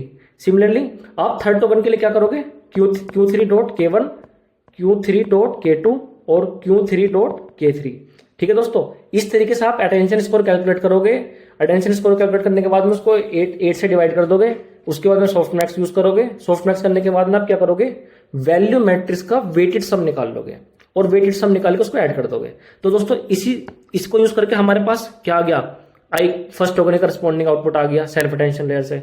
इसको यूज करके हमारे पास जो सेकंड टोकन था, वो उसके करस्पॉन्डिंग हमें क्या मिल गया, आउटपुट मिल गया दोस्तों। देखो ये आउटपुट हमें मिल गया सेकंड टोकन करस्पॉन्डिंग, ये मिल गया हमें फर्स्ट टोकन करस्पॉन्डिंग, और इसी तरीके से हमें मिल जाएगा थर्ड टोकन करस्पॉन्डिंग।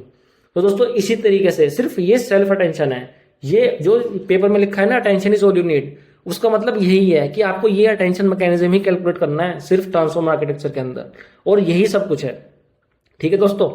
एक बार आप अगर चाहो तो इसको वेरीफाई भी कर सकते हो रिसर्च पेपर से। तो अपने पेपर में जाते हैं दोस्तों। देखो ये हमने ऑलरेडी देख लिया एनकोडर डिकोडर। अब देखो इन्होंने सब कुछ बताया हुआ है। एक बार हम अटेंशन मैकेनिज्म पे जाते हैं। देखो अटेंशन, पेपर का नाम ही क्या है, attention is all you need, ठीक है। देखो दोस्तों पेपर का नाम क्या है, attention is all you need, ठीक है। इसका मतलब यह है कि आपको अटेंशन ही कैलकुलेट करना है। तो आप ये देखो अटेंशन कैसे कैलकुलेट कर रहे हैं। इन्होंने बताया attention function can be described as mapping a query and a set of key value pairs to an output, ठीक है। इन्होंने यही बताया दोस्तों जो हमने अभी किया है। The output is computed as the weighted sum. इसका मतलब वही है कि वैल्यू मैट्रिक्स का ये वेटेड सम निकाल लें, ठीक है दोस्तों। तो हमने भी बिल्कुल यही तो किया है, वेट अपने वैल्यू मैट्रिक्स का हमने क्या किया, वेटेड सम निकाल लिया। देखो दोस्तों यहाँ पर अब देखो इन्होंने क्या किया है दोस्तों। अब आप ये देखो स्केलर डॉट प्रोडक्ट अटेंशन में क्या किया इन्होंने क्या किया, क्वेरी की वैल्यू 3 मैट्रिक्स बनाई, जो मैंने आपको पहले बताया था। इन्होंने क्या किया, देखो दोस्तों मैंने भी तो आपको ये बताया था। इन्होंने क्या किया, इन्होंने देखो क्वेरी की वैल्यू 3 मैट्रिक्स बनाई, जैसे हमने यहाँ बनाई थी क्वेरी की वैल्यू, ऐसे इन्होंने क्या करा, तीन मैट्रिक्स बनाई। इनमें क्या किया, क्वेरी और की इन्होंने मैट्रिक्स मल्टीप्लीकेशन करी, ठीक है। हमने देखो दोस्तों ये किया था, जो हमारे पास ये है, हमारे पास ये है Q1.K1, ये मैट्रिक्स मल्टीप्लीकेशन ही है। हमने क्या किया था, सिर्फ सिंगल वेक्टर की मल्टीप्लीकेशन करी थी। जब आपके पास 512 टोकन होंगे तो आप उसको वेट मैट्रिक्स मतलब जो मैट्रिक्स मल्टीप्लीकेशन है वो करोगे डायरेक्ट, ठीक है। इन्होंने यही किया है मैट्रिक्स मल्टीप्लीकेशन। फिर उसको देखो स्केल किया। स्केल का मतलब क्या है, हमने स्केल किया, बिल्कुल किया है। देखो आप यहां पर जाओ, देखो ये दोस्तों ये क्या स्टेप था, हमने क्या किया था, हर वैल्यू को डिवाइड कर दिया था स्क्वायर रूट ऑफ जो हमारी की वैल्यू की डायमेंशन थी। इसको बोलते हैं स्केलिंग। इन्होंने भी ये स्केलिंग करी है, देखो दोस्तों। अब नेक्स्ट स्टेप क्या है, मास्क ये ऑप्शनल है, क्योंकि ये डिकोडर में तो होता है, एनकोडर में नहीं होता, इसलिए ऑप्शनल है। अब इसको आप इग्नोर कर दो, ठीक है। इसके बाद में देखो इन्होंने क्या किया हुआ है, सॉफ्ट मैक्स किया है। क्या हमने सॉफ्ट मैक्स लगाया, बिल्कुल लगाया है। देखो दोस्तों ये रहा सॉफ्ट मैक्स, ये अभी तो लगाया था, बिल्कुल सॉफ्ट मैक्स, तो हमने भी सॉफ्ट मैक्स लगाया है। अब इसके बाद में देखो इन्होंने क्या किया, फिर इन्होंने क्या किया, मैट्रिक्स मल्टीप्लीकेशन।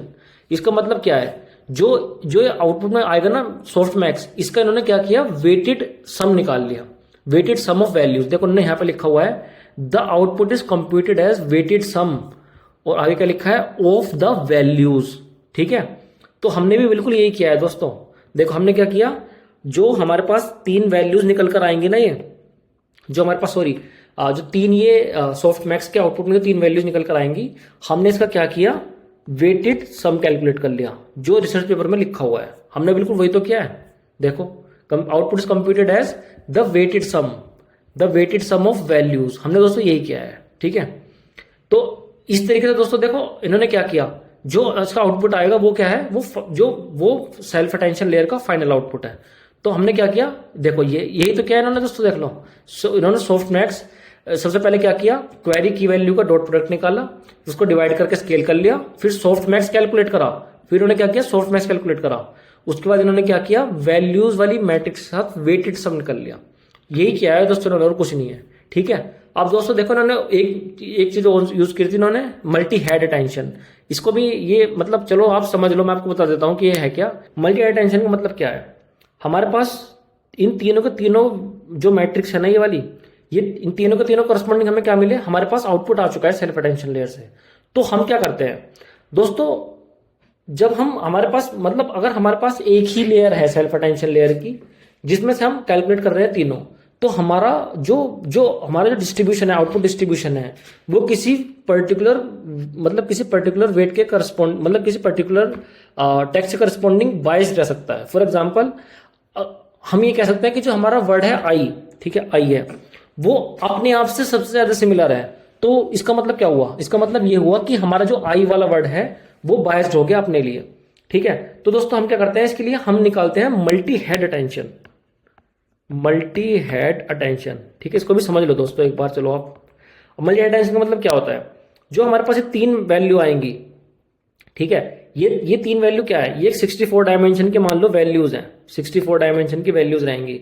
हमारे पास तीन टोकन थे, तो तीन इस तरीके से ये वैल्यूज होंगी। ठीक है, ये 64 डायमेंशन की होंगी तीनों के तीनों। ठीक है, तो दोस्तों क्या है, अब ये हुआ कि हमारे पास जो मान के चलो जो हमारे पास इनपुट था, इनपुट में तो दोस्तों हमारे पास क्या था, इनपुट में तो था हमारे पास दोस्तों देखो 512 डायमेंशन का वेक्टर, हमारे पास इनपुट में 512 डायमेंशन का वेक्टर था। लेकिन हमने अब इसको 64 में कन्वर्ट क्यों किया था, आपने ये नहीं सोचा होगा अभी तक, ठीक है, कि 64 में क्यों कन्वर्ट किया था। तो दोस्तों 64 में कन्वर्ट करने का मेरा जो मोटिव था वो यही था, ताकि मैं आपको मल्टी हेड अटेंशन मैकेनिज्म भी समझा दूं। तो दोस्तों देखो, आउटपुट में हमें क्या मिल रहा है, हमारी जो वैल्यू मैट्रिक्स है, वैल्यू मैट्रिक्स भी हमारी 64 डायमेंशन की है। तो ये वाली मैट्रिक्स, ये वाली 64 डायमेंशन की है सारी की सारी मैट्रिक्स। ठीक है, और जो वेटेड सम करने के बाद में जो आउटपुट आएगा वो भी 64 डायमेंशन का होगा। तो दोस्तों आप ये सोच लोगे यार, इनपुट में तो 512 डायमेंशन का वेक्टर था, आउटपुट में 64 का मिल रहा है सेल्फ अटेंशन लेयर से, तो ऐसे क्यों करा दोस्तों, उसका रीजन मैं अब बताता हूं आपको क्यों किया था। ठीक है, 64 डायमेंशन के हमारे तीन टोकन है, मान लो हमारा x1 x2 x3, ठीक है, तीन टोकन है 64 डायमेंशन के हैं। इनपुट में हमारी सेल्फ अटेंशन लेयर के आया था 512 डायमेंशन का वेक्टर, आउटपुट में हमने लिया 64 का। अब ऐसा क्यों किया, तो दोस्तों हम क्या करेंगे, जिस तरीके से हमने अटेंशन स्कोर कैलकुलेट करके तीनों टोकन के करस्पॉन्डिंग आउटपुट लिया, इस तरीके से हम क्या करेंगे, मल्टीपल हेड्स बनाएंगे। मल्टीपल हेड्स का मतलब ये है कि जिस तरीके से हमने इधर कैलकुलेट किया, हम देखो जो हमारा इनपुट है हम क्या करेंगे, उससे मल्टीपल हेड्स बनाएंगे, मतलब मल्टीपल आर्किटेक्चर से हम इसको पास करेंगे। इससे क्या होगा, हमारे पास सभी आर्किटेक्चर से करस्पॉन्डिंग हमारे पास ये तीन, मतलब ये इसी तरीके का आ जाएगा। ठीक है, जिसको मान लो मैंने इसको कॉपी कर लिया, इसको यार एक काम करते हैं, मैं ऐसे बनाता हूं। ठीक है, तो दोस्तों देखो, जब मैंने एक आर्किटेक्चर से पास किया उसको, तो मेरे पास ये वाली मैट्रिक्स आ गई। ठीक है, और जब मैंने दूसरे से किया, दूसरे हेड से मतलब बेसिकली दूसरे आर्किटेक्चर से कैलकुलेट किया, तो मेरे पास दूसरा सेल्फ अटेंशन मैट्रिक्स आ गई। तीसरे से किया तो तीसरी आ गई। ठीक है, तो दोस्तों मैं क्या करता हूं, मेरे पास, मैं एक काम करता हूं, 8 हेड बना लेता हूं अपने मॉडल के, और हेड उन सभी 8 के 8 हेड से अलग अलग आउटपुट आएगा। उसके बाद मैं क्या करूंगा, इनको कॉनकैटिनेट कर दूंगा, कॉनकैटिनेट। ठीक है, तो इस तरीके से क्या होगा, मेरा 64 डायमेंशन की मेरी एक मैट्रिक्स है, 64 की दूसरी होगी, फिर 64, इस तरीके से हम क्या करेंगे, हमारे पास 8 आ जाएंगे। ठीक है, हमारे पास 8 हम क्या करेंगे, जो हमने अलग अलग आर्किटेक्चर से अलग अलग ये जो हमने मतलब ये अटेंशन मैट्रिक्स निकाली है बाहर, सेल्फ अटेंशन से 64 डायमेंशन की जो हमने डायमेंशन की जो वेट मैट्रिक्स बाहर निकाली है, 64 डायमेंशन की जो हमने मैट्रिक्स बाहर निकाली है, इसको हम क्या करेंगे, कॉनकैटिनेट कर देंगे। और कॉनकैटिनेट करने का जो एडवांटेज है वो ये है दोस्तों, कि अगर हमारा कोई वर्ड किसी दूसरे वर्ड के लिए बायस्ड हो रहा है, तो मल्टीपल आर्किटेक्चर से कैलकुलेट करने के बाद में वो बायसिंग खत्म हो जाती है। तो दोस्तों जब हम 64 64 64 ऐसे अगर हम 8 को क्या कर देंगे, कॉनकैटिनेट कर देंगे, तो 64, अगर आप 64 की 8 में मल्टीप्लाई करो तो क्या बनेगा, 512। तो दोस्तों हम क्या करेंगे, एक हमारे पास कॉनकैटिनेटेड, एक तो ये कॉनकैटिनेटेड ये हो गया हमारे पास, हमने क्या किया, 8 अलग अलग जगह से अटेंशन स्कोर कैलकुलेट करके ये वैल्यू मैट्रिक्स बनाई, वेटेड एवरेज वो करके सम करके, और उनको कॉन्कैटिनेट कर दिया, ठीक है। तो इसकी डायमेंशन क्या बन जाएगी 512। अब हम क्या करेंगे, इसकी एक वेट मैट्रिक्स यूज करेंगे, एक और वेट मैट्रिक्स यूज करेंगे, ठीक है, जिसकी डायमेंशन मान के चलो 512 इंटू 512 है, ठीक है। और ये हमारी क्या है, ये हमारी 1 इंटू 512 डायमेंशन की वेक्टर थी। तो हम क्या करेंगे दोस्तों, इसकी मल्टीप्लाई इसमें करके जो फाइनल हमारी मैट्रिक्स आएगी वो 512 डायमेंशन की होगी, ठीक है दोस्तों। इस तरीके से हमारा मल्टी हाइट टेंशन कैलकुलेट होता है। तो एक बार मैं आपको दिखा भी देता हूं पेपर में उन्होंने क्या लिखा हुआ है, आप समझ जाओगे इसीलिए। मल्टी हाइट टेंशन का मतलब क्या है, instead of performing single attention function with D dimensional keys values and queries we found it beneficial to linearly project the query with, ठीक है, इसमें लिखा है फिर एच टाइम्स, ठीक है। एच टाइम्स का मतलब यह है, हमारे केस में हमने किया 8 बार, हमने 8 बार अलग अलग उसको सेल्फ अटेंशन फंक्शन को यूज करके 8 अलग अलग 64 डायमेंशन की मैट्रिक्स को कैलकुलेट करके क्या किया, कॉन्कैटिनेट कर दिया, ठीक है। इन्होंने यही किया है दोस्तों, देखो इन्होंने क्या किया, मल्टीपल हेड्स को कॉन्कैटिनेट कर दिया, ठीक है, मल्टीपल हेड्स को कॉन्कैटिनेट कर दिया। हमारे केस में वही यही वाले हैं हेड्स, और उनको कॉन्कैटिनेट करके क्या किया, एक आउटपुट मैट्रिक्स जिसको उन्होंने बोला है WO, उससे डॉट प्रोडक्ट करके क्या कर लिया, फाइनल उन्होंने मल्टी हाई टेंशन से आउटपुट ले लिया। दोस्तों उन्होंने यही किया है, हमने भी दोस्तों यही किया है। आप एक बार मेरी वीडियो को देखने के बाद में एक बार रिसर्च पेपर जरूर पढ़ कर देखना, मल्टी हाई टेंशन का बहुत बड़ा रोल है, ठीक है दोस्तों। अब हम ये वाला आउटपुट पास करेंगे फीड फॉरवर्ड न्यूरल नेटवर्क में। तो दोस्तों जैसे कि मैंने आपको बताया, अब जो हमारे पास ये आउटपुट आ गया, इसको हम पास करेंगे किससे, फीड फॉरवर्ड लेयर से। मैं एक बार आपको दोबारा से रिआइटेट करके बता देता हूँ दोस्तों, कहीं पे भी अगर आपका कोई भी मतलब अभी तक कुछ भी अगर मिस हुआ है तो एक बार आप उसको समझ जाओगे, ठीक है। जो भी हमारे पास टेक्स्ट है, लेट्स सपोज मैंने ये टेक्स्ट यूज किया था, आई लव टीचिंग, ठीक है। तो हमने क्या किया था, सबसे पहले इसको एक प्री प्रोसेसिंग लेयर से पास किया था, प्री प्रोसेसिंग लेयर से। उस प्री प्रोसेसिंग लेयर में बेसिकली क्या क्या हुआ था, एक तो हमने इसकी इनपुट की एम्बेडिंग कैलकुलेट करी थी, ठीक है, सभी टोकन करस्पॉन्डिंग हमने इनपुट एम्बेडिंग कैलकुलेट करी थी। उसके बाद हमने क्या किया था, पोजिशनल एम्बेडिंग कैलकुलेट करी थी, और उसको क्या किया था हमने, उसको मतलब उसके साथ हमने उसको एडिशन कर दिया था डायरेक्टली मैट्रिक के साथ में। अब उसके बाद प्री प्रोसेसिंग लेयर के बाद में मैंने आपको बताया था कि जो हमारा इनपुट होगा वो जाएगा एनकोडर ब्लॉक में। एनकोडर ब्लॉक के अंदर मैंने आपको बताया था 2 चीजें हैं, सबसे पहली सेल्फ अटेंशन लेयर है, उसके बाद में फीड फॉरवर्ड न्यूरल नेटवर्क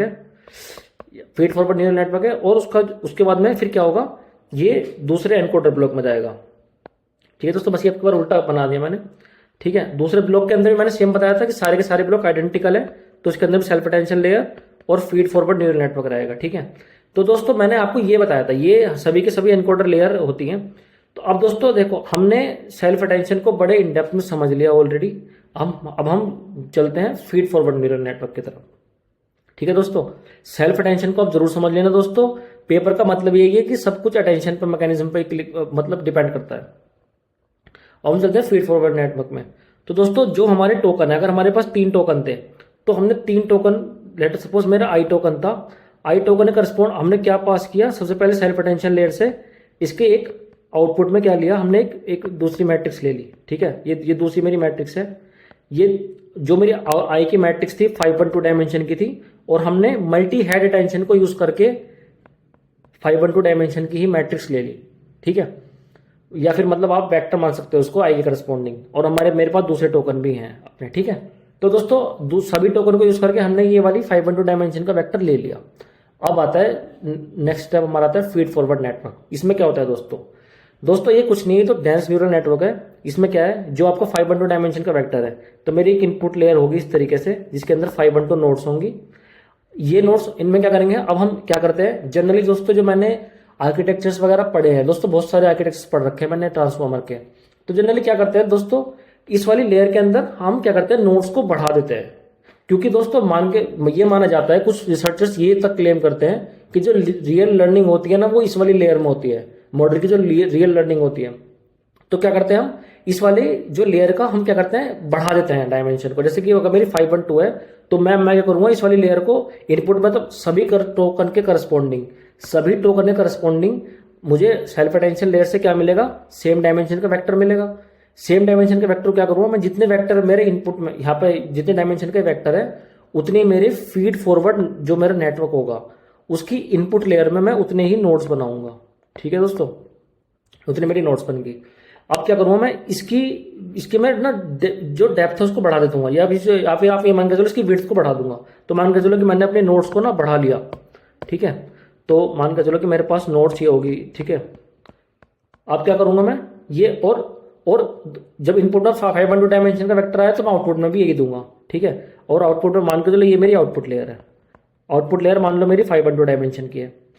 तो दोस्तों मैंने ये क्या किया दोस्तों, ये बेसिकली ये किया मैंने कि अपने फीड फॉरवर्ड नेटवर्क जो मेरा है ना, इसकी मैंने विड्थ को बढ़ा दिया।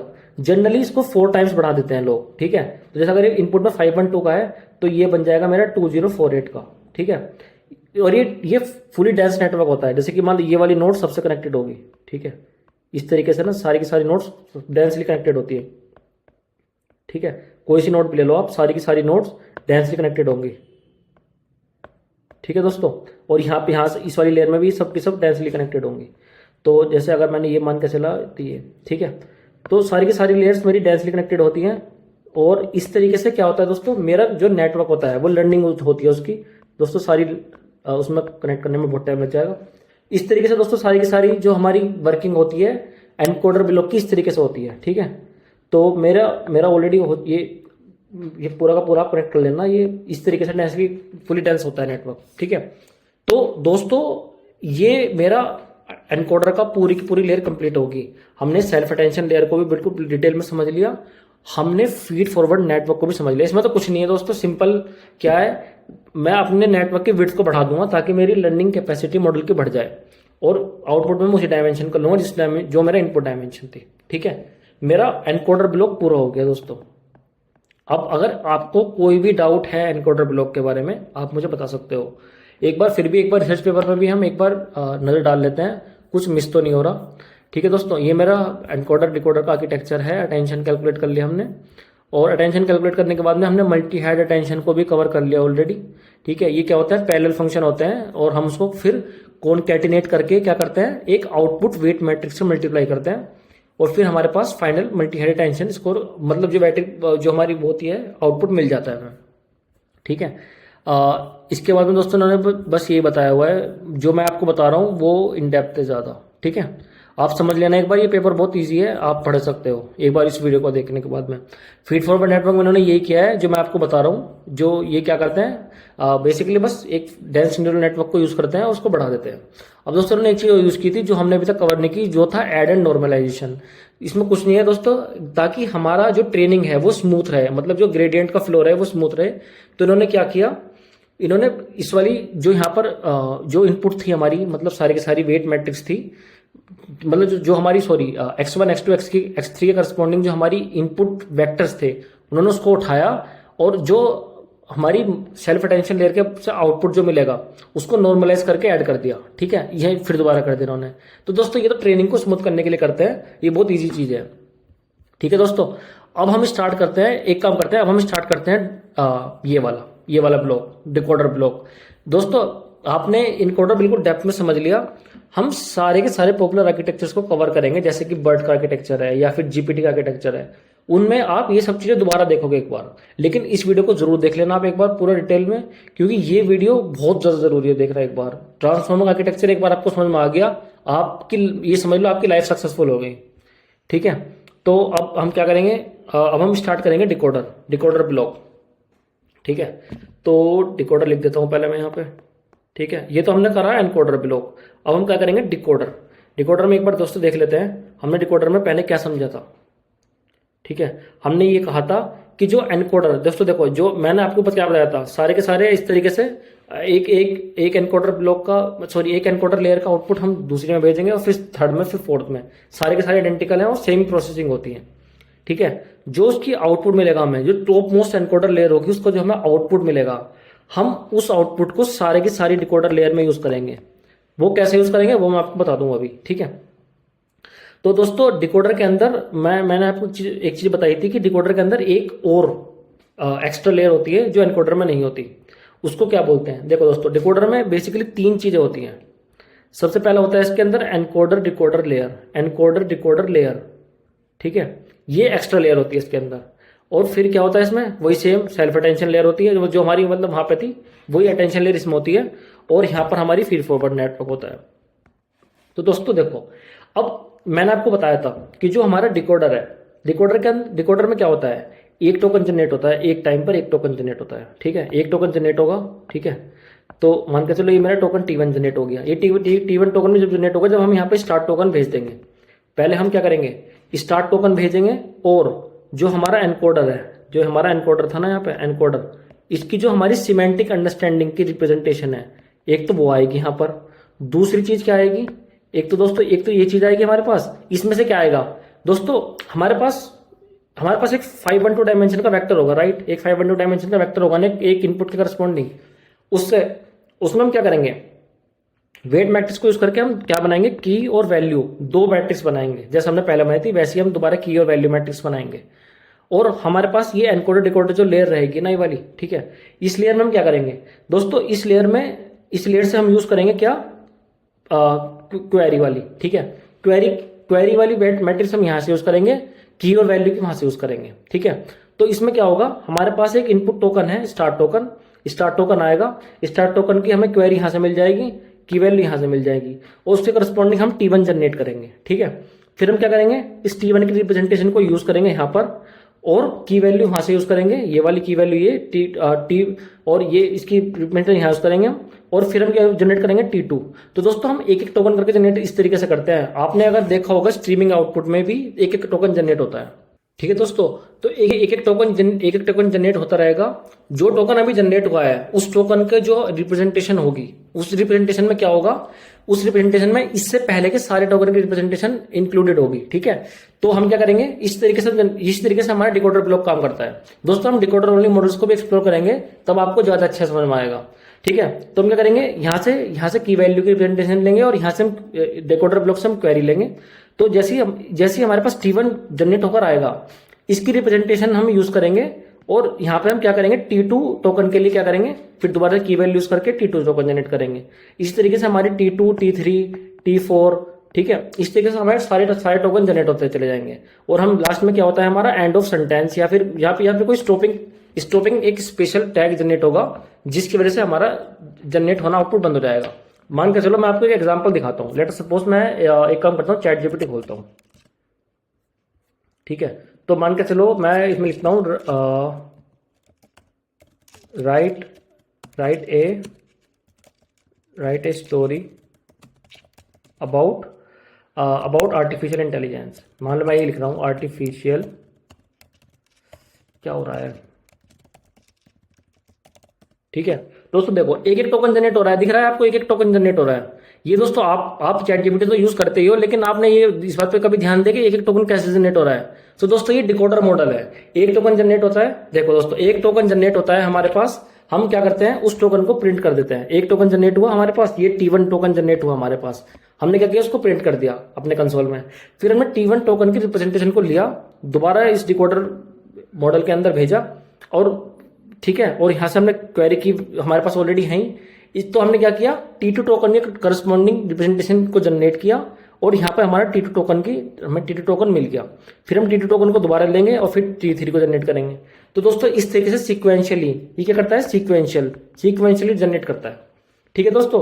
तो ये एक टोकन जनरेट करता है, फिर दोबारा दूसरा टोकन जनरेट करता है, फिर तीसरा टोकन जनरेट करता है। तो सिक्वेंशियली टोकन जनरेट करता है, और ये सारी की सारी चीजें टाइम के साथ बढ़ती है। मतलब पहले T1 आएगा, फिर T2 आएगा, फिर T3 आएगा, ठीक है। ये सारा सीक्वेंशियल डेटा है, और टाइम के साथ जनरेट होता है।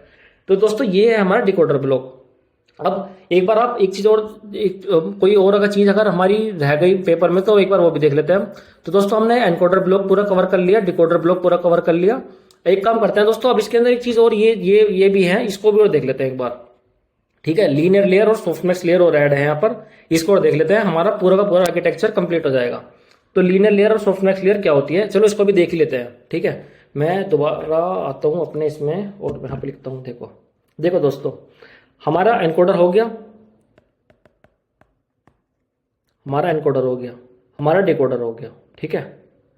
आपने बड़े अच्छे से समझ लिया कि जो इनपुट आएगा इसके अंदर, वो सभी टोकन के करस्पॉन्डिंग क्या आएगा, एक एम्बेडिंग आएगी, ठीक है दोस्तों।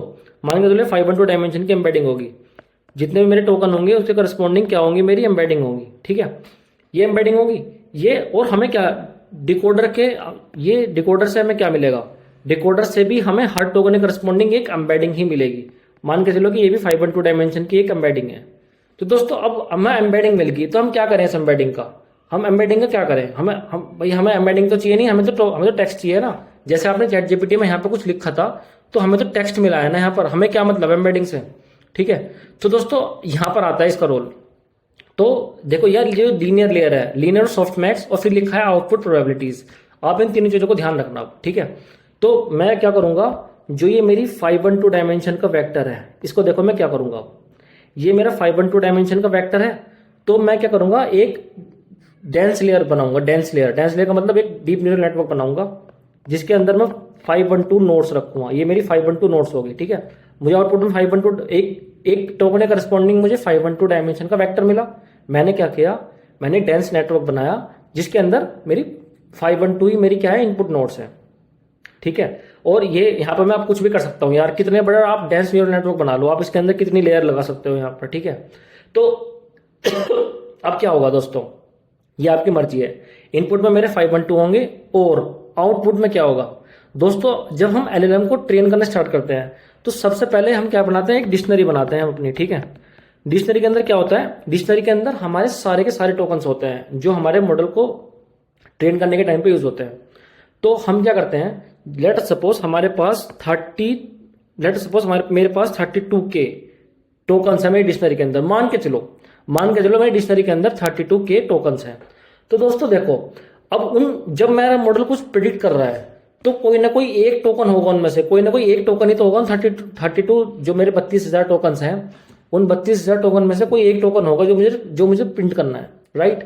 तो मैं क्या करूंगा, मेरा ये डीप न्यूरल नेटवर्क होगा, इसके आउटपुट में क्या होगा, आउटपुट में दोस्तों जितनी मेरी डायमेंशन का जितनी मेरी डिक्शनरी की वो है ना साइज है, उतने ही मेरे पास नोड्स होंगे, ठीक है।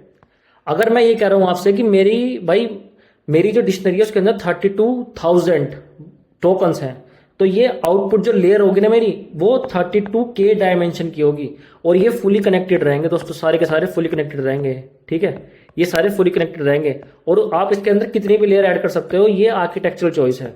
बेसिकली लीनियर का मतलब ये है, लीनियर का जो ऑथर ने लिखा है ना पेपर में, लीनियर का मतलब यही है।